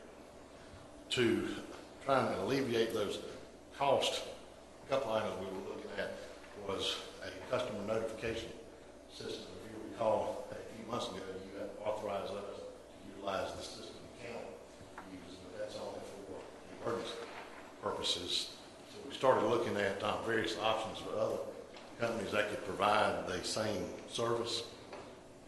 And we looked at a proposal from Blackboard Connect, a proposal from Teleworks, and a proposal from the Emergency Communication Network, which is the one Johnson County uses for code red. So they would add additional minutes at our cost for us to do notifications. And what we're looking at also was the possibility of notifications for garbage change schedule, recreation programs. Tim could have a system set up where all of his coaches could be in that system in his department. So if ball games canceled, they automatically call all the coaches, all of the players back and all that. So it gives you a lot of opportunities for different communications. The proposal from Teleworks is sort of a different proposal from the other two, but they wanted to, for you to utilize them for your credit card transactions, which is either online payments or over the phone payments. By utilizing their service, we wouldn't accept payments inside town hall anymore. So that would be a savings of about $75,000. Your notification portion of their system would be free. So all of the second notice, instead of mailing a second notice, you would download the phone number from a billing system, and the system would automatically call all those second notice customers to say, if you have a paid bill, you can come out to town hall and pay the bill. So by using the option proposed by Telework, you save the $75,000 a year in credit card fees, and you save $75,000 to $108,000 in postage. And I guess the only negative is your customer at that point would pay the transaction fee. And I think under the proposal by Teleworks, that would be $4.95 per successful payment. So I guess your customer would have to decide that we're $4.95 for you on line and pay my utility bill, or either you on the phone and pay my utility bill. We wouldn't allow them to come in and pay the credit card fee inside the town hall anymore. So the town wouldn't have any fees after that. So that's sort of our proposal to you to move that forward. I guess we're asking you to authorize the town manager to execute an agreement with Teleworks and for the staff to start working a timetable to make all that happen. As a second note, Tim also takes credit cards at the Stripe. And I think we probably use some of the same business model at the Stripe. Instead of them accepting cards at the Stripe on auction day, we allow them to pay their bills online or through my phone. I think his cost is currently running him about $15,000 a year, so there may be the possibility for some additional savings there also. The third option we looked at is we got a proposal from a couple of companies to just do a standard credit card fee. We can change the way we do the credit card transactions, and instead of paying $75 or $65 or $75 a month, that's about $15 or $15 changing the card transaction, which I think was the proposal from World Payments, I believe, or Patrick's proposal to you is to start moving forward for the bills to be made online or by phone and for us not to accept credit card payments in-house. I seen this presentation, and it was very well thought through, and something that we can utilize, not just payments, but some other things too, and notifications. I thought about this when we got the Christmas holiday notification for the trash cans. When the next pickups would be, this would all be done automatically, and Lenny's crowd could have put that on towards the telephone calls to by the way, regardless. Normally pick up on Monday, we're now picking up on Wednesday. Save a lot of time with his staff. That's just one application, but the biggest thing too is just saving of the potentially $75,000 to $80,000 there by combining those. So just that per year in cost, and still not changing the service that we offer our customers. So they come inside and pay. What contractual obligations do we have now with the existing system? We're going straight to the bank now, and I think that could be stopped basically. That's correct. Are you looking at, you want something in place now, or set start of the next budget cycle, or as soon as possible? Since we're spending about $7,500 a month, we'd like to move forward as soon as possible. We don't think it should not have an impact on the current budget. It does have an opportunity for us to save maybe an additional $30,000 to $40,000 in July. It seems incredible that we're paying $10 per credit card transaction. We got one customer that pays his business to develop this credit card, and it's a very substantial amount where we're talking about him when you fish all once a month. There are some customers taking advantage of points or whatever it ends up. Cost the town a lot of money. That one transaction, if he pays every month, probably costs us $8,000 to $10,000 a year. I would hesitate to stop taking credit card payments in town hall, because that's how I pay my bill every month. And I would very much balk if you told me it's going to cost me an extra $5 to start paying online personally. I think that still needs to be an option. I don't know if we need to work something out with World Payment Services to get one of their terminals in town hall or what, but I would hate to see that option go away completely. I'm sure that there are other citizens that would feel the same way. I'm not sure we could split transactions to one company get a portion of the transaction, and the second company get a portion of the transaction. As far as world payments, if say for instance we didn't move in that direction, is there a contract period that we have to sign with?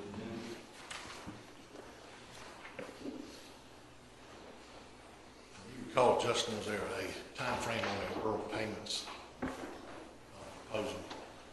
I didn't.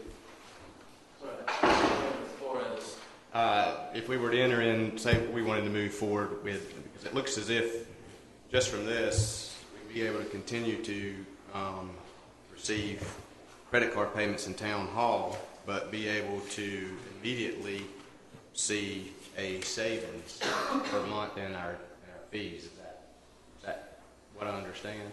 Cut it from about $800 a month. Total payments were to come in? Yes. And do that? Yes. I believe that is correct. Yes, they could just come in and basically transplant what we currently have. Right. So if we'd still be able to accept credit cards, and we're currently paying about $6,250 a month, I guess, to First Citizens or a company of First Citizens, and we'd cut that down to $802 per month. That's correct. What it would do is they provide a utility rate, which is just a different rate. I don't know if the rate table is in here because it's about 30 pages long, but they do provide a utility rate, and a part of that is why we can see that reduced charge. I guess I would be a little hesitant, though. It seems like a viable option, but I have enough information and front of me right now to really make a decision personally on rural payment services. That's all I have. I think it's just a one-page summary. Well, there's a second proposal, Bank Card Associates. Yes. It's basically the same thing. They don't move from like the same. Okay. All right, so I would think probably First Citizens could possibly come back with a counter proposal. Then more than likely. Would it be appropriate to, is this the first time the other council members have seen this information? Yes. But it might be appropriate to just table this to the next meeting for further investigation by the council. I'm so moved that we table it to the next meeting. Second. Second that. Motion is second, that we table to the next meeting. Those in favor, aye? Aye. Opposed? Okay. Item 5, proposed change of software providers. I'm going to ask that you table that one also, because that one kind of ties in with the first one. One of the things when we started talking to Logix was to adjust our software where we could take on bill payments, and there was an additional cost associated with that. We started looking at other companies. So, even if you choose not to follow through on some of the other options, I don't know. I'll make a motion. I'll make a motion that we table this agenda item until such time that we make a decision on our online billing. Okay, motion, and second. Second. Motion is second, those in favor, aye? Aye. Opposed? Okay, item 6, is that like sign? Or is that something that you want to talk about? AMI system? I'll talk about that for just a minute. Okay. One of the things we're looking at, we currently have all of our meter reading under contract. And one of the things I think we'd like to propose to the county is that we go to an automated meter reading system, which would also give us the opportunity to accept prepay option. As we mentioned to you here, we added about $200,000 to our accounts receivable last year, which is a fairly substantial number.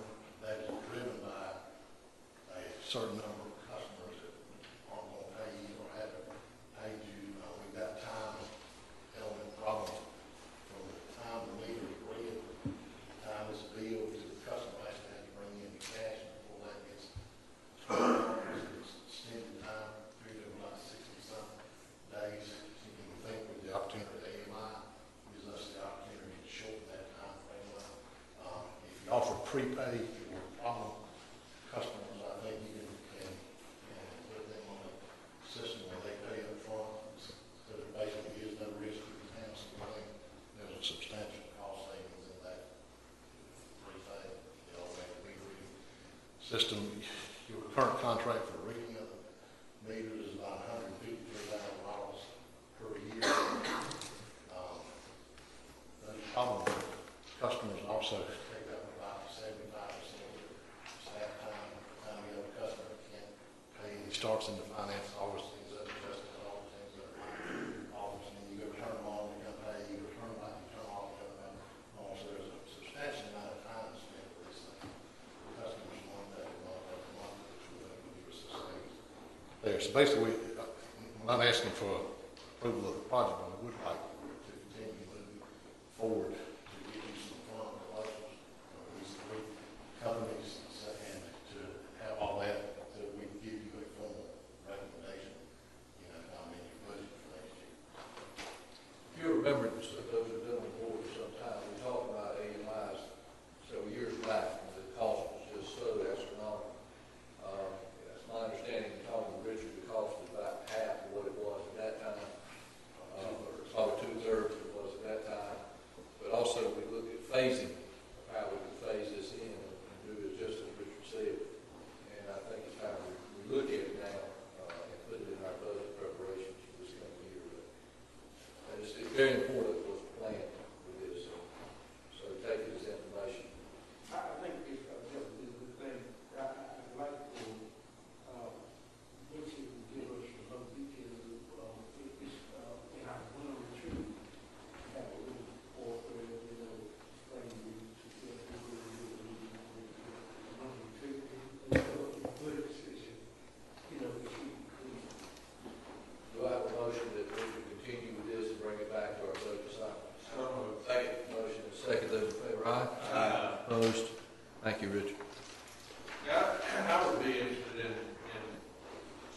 neighboring towns that are using the system, what system they're using, and Well, actually, we met with Benson, Clayton, Selma, and Clayton.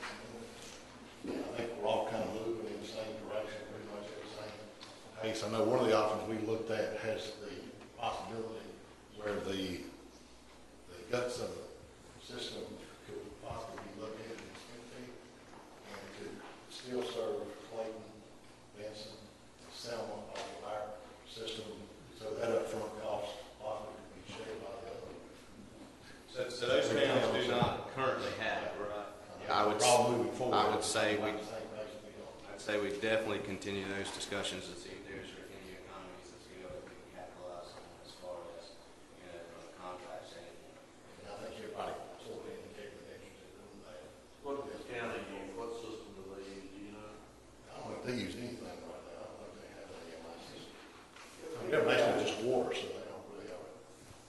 I say they may have a drive-by system where you actually drive by. We're talking about automatic. If I was me, you could even turn the customer on and off the gas. Instead of having a whole lot of trucks, you just push a button on the computer and turn the customer on. And when we're talking about this, correct me if I'm wrong, but if we were to move forward with this may give us some other options for some other security type cameras and so forth if we put this infrastructure in place. Is that correct? Yes, and you also have the potential, if you go with this system, all of your load management switches that we're installing in the future would have the capability to send out and back and forth. So if a switch has been disconnected, it's going to tell you that it's been disconnected. Or it's not working, it's going to tell you it's not working. So that's just a bit. There's a lot of potential there that you ought to be looking at. Thank you. That's great moving forward. Item 7, authorization to release time order cable franchise agreement, letter of credit. Justin? Page 125 is, as the mayor stated, the authorization to release Time Warner Cable's franchise agreement, their letter of credit that they established on February 2nd, 2001. In conjunction with that agreement, the current franchise has expired. The state has taken over the authority to approve franchises with telecommunications companies. So we no longer have the authority to engage in those contracts anyway. And all that Time Warner Cable is asking is that we release that letter of credit so that they can then get that money back. And we have reviewed, we don't see any reason not to release these funds. And I think on page 149 is actually a copy of that letter of credit that was established. And I will take any questions on that. Any questions for Mr. Merritt? Do I have a motion on this release or matter? So motion. Letter of credit. Have a motion, Mr. Dodger? Yes. Motion, do I have a second? Second. Motion is second. All those in favor, aye? I just had a the letter of credit says itself it expired. It does expire, but it requires that the person who it is issued to release it. So we actually have, it's an irrevocable letter, so we actually have to release that from the bank. No opposed, discussion, those in favor, aye? Aye. Opposed? Okay, so, the audit contract, Mr. Mayor? On page 173 is the beginning of the action form, and on page 175 is the copy of the amendment to the audit contract. The request to amend is due to a few things. One, we asked the auditors to come back and take a look at some of our utility receivables that we just wanted to make sure, in the event that we are moving forward, the possibility of moving forward anyway, with a software upgrade and in conjunction with the attempted software upgrade with our current service provider in the spring that was unsuccessful. We wanted to ensure that our receivables were actually correct, make sure that no transactions were incorrectly posted through that system. So we called them back out to do that. It took a little extra time to do that. We did find some that needed correcting, and have been corrected. So this is simply a formality to extend the time to complete that audit. I talked with our auditors today. The audit is currently being drafted, so it should be completed and bound within the next week. Questions for this on this? You're asking for authorization for signing of the contract? That is correct. This contract will need the mayor's signature and my signature, and we sent to the local government commission directly. Questions, comments, motion on? I'll make a motion we approve. Motion and a second. Those in favor, aye? Aye. Opposed? Motion's have it. Item number 9, award of the bid of reinstalling the load management switches. As we told you, we're in the process of testing and inspecting all of our load management switches. We're still somewhere at 40-50% failure rate. Once we find one that has been disconnected or no longer working, we stop the credit. We've had some customers ask that the switch either be reinstalled or fixed. Our current contract, we had trouble getting them to respond. We had about 12 or 13 requests for new switches, and after about 30-some days, we still haven't got a response from them. So, also, in anticipation of having a large number of switches that have to be fixed, I went back out to bids and received proposals from about 4 or 5 different electrical contractors. And at this point, we're asking the board to approve Mike Wilson Electric as the town's load management service provider. They're currently doing all the switch installation for the town clock, and they seem to be satisfied with the service. Any questions for the manager on this request? This is saving us a tremendous amount of money getting these up and running. It was about $200,000. About $80,000. At the end, we find half of our switches weren't working. We're spending about $75,000 to $80,000 paying credits for customers for switches to work. We have a motion that we approve Mike Wilson Electric as the load management service provider. Second. Motion and a second. Those in favor, aye? Aye. Those opposed? All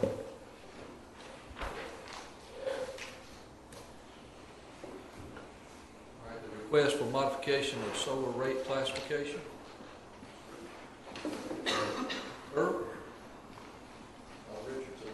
I'll start first, and we'll call on Earl if necessary. We've got one customer who has installed a solar unit in the building, and under the terms of the current rider that was approved by the board back in March or February of 2010, we actually buy back the power utilities off the solar. This was the first one we did.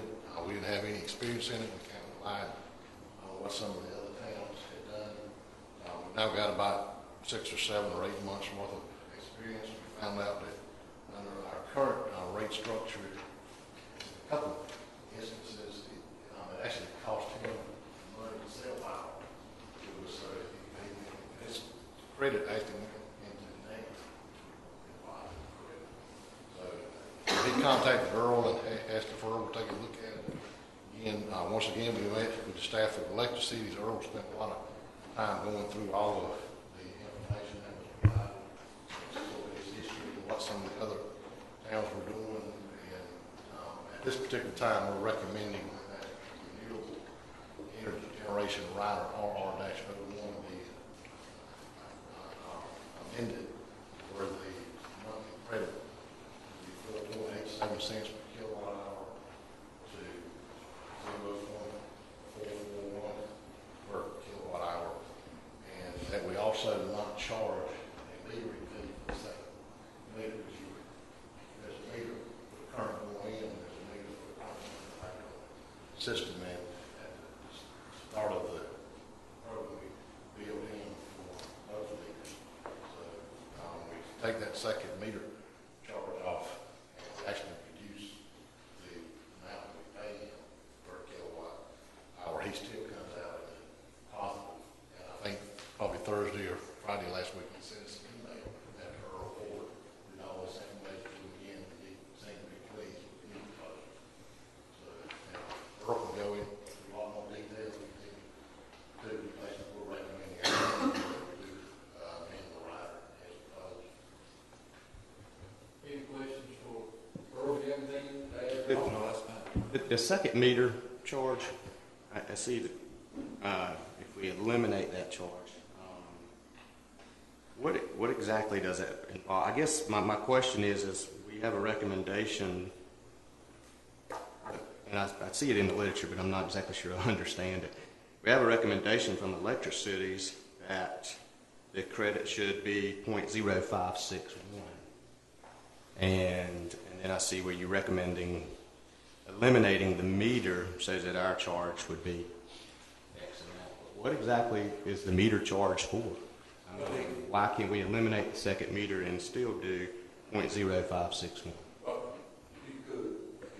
But there's more to, with your meter, there's more to the, with that meter charge than just reading the meter. You've got costs with servicing the account, maintaining the wires, the transformers, and that sort of thing. And in doing this, this modification of it, I felt like it was very important that we get a situation where we had other customers maybe subsidizing the expenses with this little program that we have. So I looked at a couple of other towns where they were doing theirs, and they were basing this little ratio between what it costs to operate the system and also what power you purchase and use. So you equate those expenses to purchase kilowatt hours, and that's just, just a little spreadsheet format type arrangement. And by subtracting like 1 cent of that 5 cents, you can get some payback for operating your system. That makes sense. Actually, the proposal from electricity did not consider taking off that second right charge. Say that you have to pay more for kilowatt hour by that, and you still charge for the meter charge. Earl came up with it, well, let's take off the second meter charge and actually pay less for what we buy. And that way we can recover our expenses. I think we're probably going to have more and more situations like this too. Possible. Progress Energy, of course, we purchase our power from Progress Energy, and per contract, we have to. They do have this little caveat there where if a customer wants to install some type of renewable energy, they do allow that, and that's how Mr. Purdy's generating in there. But it's probably something that's going to be more and more used. I can see that. I think it's something too we can encourage other customers to develop with regeneration as well as renewable energy that we allow here in town. A lot of rooftops downtown, different places that develop. So Well, I mean, I commend Mr. Purdy for taking this initiative to do this and going out on a limb and doing it. So while we're changing the rate, I just want to make sure that we are doing it to make it as attractive to him and to others to do this and not be losing money, from a town standpoint. So that's my biggest concern. you feel good with that, Earl, though? You feel good with that number? I do, and I looked at long and hard, and for his size generator, I feel like that is a very, very good. You had mentioned, Earl, at the beginning of your talk that you received an email from Greg. Was he in favor of what you're recommending, or I think he was supportive of it. He felt like that was fair to him, and also it was fair to the town. Any more questions for Earl? I guess we can always try it and it's sort of a trial and error, anyway. This is the first time we're doing this, and so if it's not working out, we can bring it back again. Okay. He got tax credits that you're probably not going to be able to get again, like some of those expired. Do we have a motion that we amend the renewable energy rider as stated here in this report? So moved. Have a motion, have a second? Second. Those in favor, aye? Aye. Opposed? Budget amendment to reallocate funds to pay unemployment benefits. Mr. Barrett? Page 202, find the action form for the budget amendment to reallocate funds to pay unemployment benefits. The attached amendment will create new lines within the general fund, water sewer fund, and electric fund to allow for the payment and tracking of unemployment benefits payments. We're also reallocating funds from appropriate departments to fund these new line items so that when they pay these charges for the prior year, they are billed a year behind. After receiving this, we found that these potential claims had not been tracked in the past. Since then, Shannon and myself have begun a process where we log these potential charges. So as the budgets are being worked on, we can include these in the proposals, so it's not a surprise at like we received this time. So just to bring you up to speed on where we are with that, but I'll take any questions that you have regarding these. We don't have a choice. The money's got to be paid. It's just how we show it in the budget. That is correct. We usually took a percentage base prior 2 years without tracking the dollars. Is that right, Richard? Is that how we did it before? I don't think we tracked it all. I really didn't have that many up until last year. It's been kind of nominal. It spends from last year. And it's going to be even worse next year. We've got several really paid. But now we did ask the departments to go back into their budget and find the funds to cover. Not asking for any additional funds. How were they paid in years past? I'm not sure. Like Mr. stated in the past, we just haven't had that many. So I'm not sure. This is the first year I'm aware of anything remotely close to, this is a substantial figure of $29,269.47. I know that since I've been here, there has not been a line item budgeted for this type of pay. They may have just been paid out of the general government budget. And also, you'll notice on the budget amendment, we have modified that, where it shows you what the previous amount was, what the increase is, and then shows you what the budget is. So you've got a lot more information before you had it passed in the budget. Any other questions? Discussion? Do I have a motion that we approve the budget amendment as stated? So moved. Second. Motion is second. Those in favor, aye? Aye. Opposed? No choice, we gotta pay. Budget 12, reallocating fund towards the bond council. Mr. Mayor, page 207.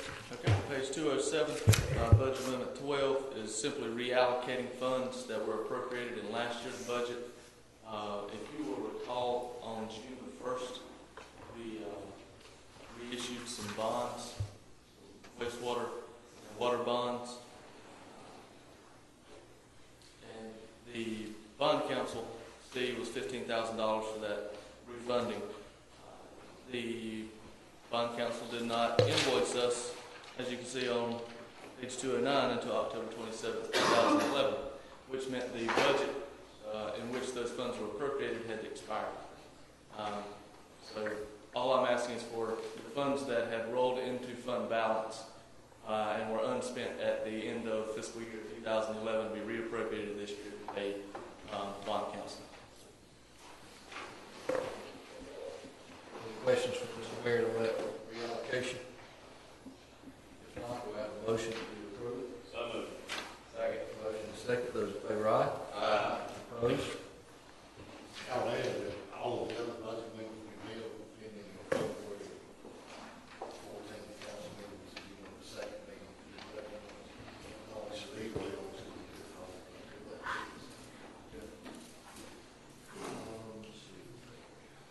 Mr. Mayor, can I move that we table items 13, 14, 15, and 18 until the next meeting, or until we discuss them at the retreat and discuss the employee handbook? Yes, sir. Can you repeat that again? I move that we table items 13, 14, 15, and 18. I will second that motion with just one comment that whistleblower policy. I want to thank the work that's gone into it. And please look through it, and we can definitely look at this here in retreat. I'll second that motion. We have a motion and a second that we table those specific items. Go over them again, Mr. Ashley, 13, 14, 15, and 18. All those in favor, aye? Aye. Opposed? Okay, that will put us into the item 16, renewable contract for police legal services. Chief or Bruce? Actually, Captain Gentry's going to make this. Okay, come on up, Cap. Good evening. For those not aware, we've been utilizing SRNS for about the last 6 or 7 years now. They're a really unique law firm in that they are essentially police attorneys that we can use 24/7, 365 days a year. You can call them in the middle of the night, you generally get a call back within 10 minutes. Very valuable resource for the police department. You're well aware law enforcement is a high-risk, high-liability enterprise, and we engage in very complicated authority issues all the time. It's nice to be able to pick up the phone and call somebody and run by them. Last year, we had several child custody issues, for example, where some guidance is nice. We had one where a parent was wanting to take a child out of state. The other parent was objecting, and it was getting into a situation, and the path is not clear. So it's nice to be able to pick up the phone and call somebody. In situations where we can see the car, we can see some money, I had personally dealt with a situation where I've been in law for over 20 years, and I saw a legal document signed by a Superior Court judge in Charlotte that I'd never seen before. And I'm telling us to go seize a child. Whoa. let's call the lawyers and get their input on this. Very valuable. They also review policies for us. They review forms that we use. I had an incident with our campus police out of the community college where they were really straying wanting the officers to enforce school policies. Tried to explain that that's just not a good idea for the police department. They're enforcing laws, criminal laws. We can't really enforce a smoking policy. Got SRS on board. They crafted a letter, which I delivered to the college, and I've heard no issue since. It's really explained it better than I could, and coming from an attorney, I guess it made more sense to them. All this money for this is already budgeted. We're just looking for a renewable contract. Okay. Any questions of Captain Gentry? The only comment I would have is maybe can we talk to the law firm in the next budget cycle to get this yearly contract that coincides with our year? Save y'all some time from having to come back because this is not the first time. Anyway, just a thought. We can, I'm sure we can. We can bring that up and discuss that with them. They'll be open to that. I'm sure it started originally on a calendar year and it's just ran its course. I guess just out of for my own benefit, is the annual cost is, I guess for the contract is $9,777. But then on in the reading, I guess there was I guess that's for tactical advice or whatever. And then it was anything outside of that is a $220 an hour charge. No. Have we had to utilize that, or is everything pretty much under this? My understanding is that 9,000 figures a flat rate. I think maybe a reference that they use to compare if you're getting this from an attorney something, the overlook, I guess there's an overlook, maximum of 15 hours of legal services, which I guess they just basically write off or whatever. It says in the event the client desires consultation services in an amount exceeding the overlook amount, the attorney's fee will be $220 an hour. So I guess that's my only question there. I don't think we've ever utilized that. Okay. To be honest with you, I'm not familiar with that. I don't think we've ever had to go there. So we're pretty much staying in line with this budgeted amount. Yes. All right. Thank you. You've heard the request now. Do I have a motion? I'll make a motion we approve. Motion and second. Those in favor, aye. Aye. Opposed? Thank you, Captain Gentry. Chief. Next item, review of traffic concerns at Front and Market Street. Chief Scott, you want to? I haven't finished Shepherd. Okay, sure. He did the staff work on it. Come on up, Lieutenant. Yes, sir. I don't know if everyone had the opportunity of reading the email I forwarded to the chief, but to somewhat paraphrase that email, during the calendar months of January through December of 2011, we had a total of 11 reported wrecks at Front Market. Email was received by the chief from, I believe, Perry Harris in regards to traffic running red lights, coming into town off of the bridge at a high rate of speed, things of that nature. At that point in time, I took it upon myself to start looking into some of our data that we've collected from these crash reports. We had a total of 11 wrecks in the intersection or near the intersection. 8 of those wrecks were actually in the intersection. The other 3 were outside the intersection. Of the 8 wrecks that occurred in the intersection, 5 were a result of at least 1 personal injury. The 3 that were involved outside of the intersection, but near the intersection, there were 2 reported injuries.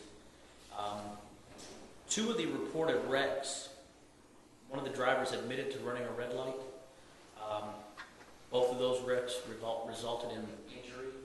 Then there were 4 other wrecks that were reported where the driver failed to yield the right-of-way, which, depending upon the traffic direction that the vehicle was traveling, it may have been where they ran a red light. They may have had a red light, but they turned left off of Market Street as they're proceeding into town onto North Front Street, where they had a red light. They said they had a green light. Traffic is running westbound, says they have a green light. Well, we have a right-of-way situation. That's the most appropriate charge. So we may actually have more red light violations for traffic that's actually turning left. All 4 of those wrecks were reported to have injuries involved. The last 3 wrecks, the last 5 wrecks, 3 of those were improper lane changes, basically people changing lanes in the intersection, which is a violation of North Carolina state law. We had 1 reported rear-end collision, and we had 1 drunk driver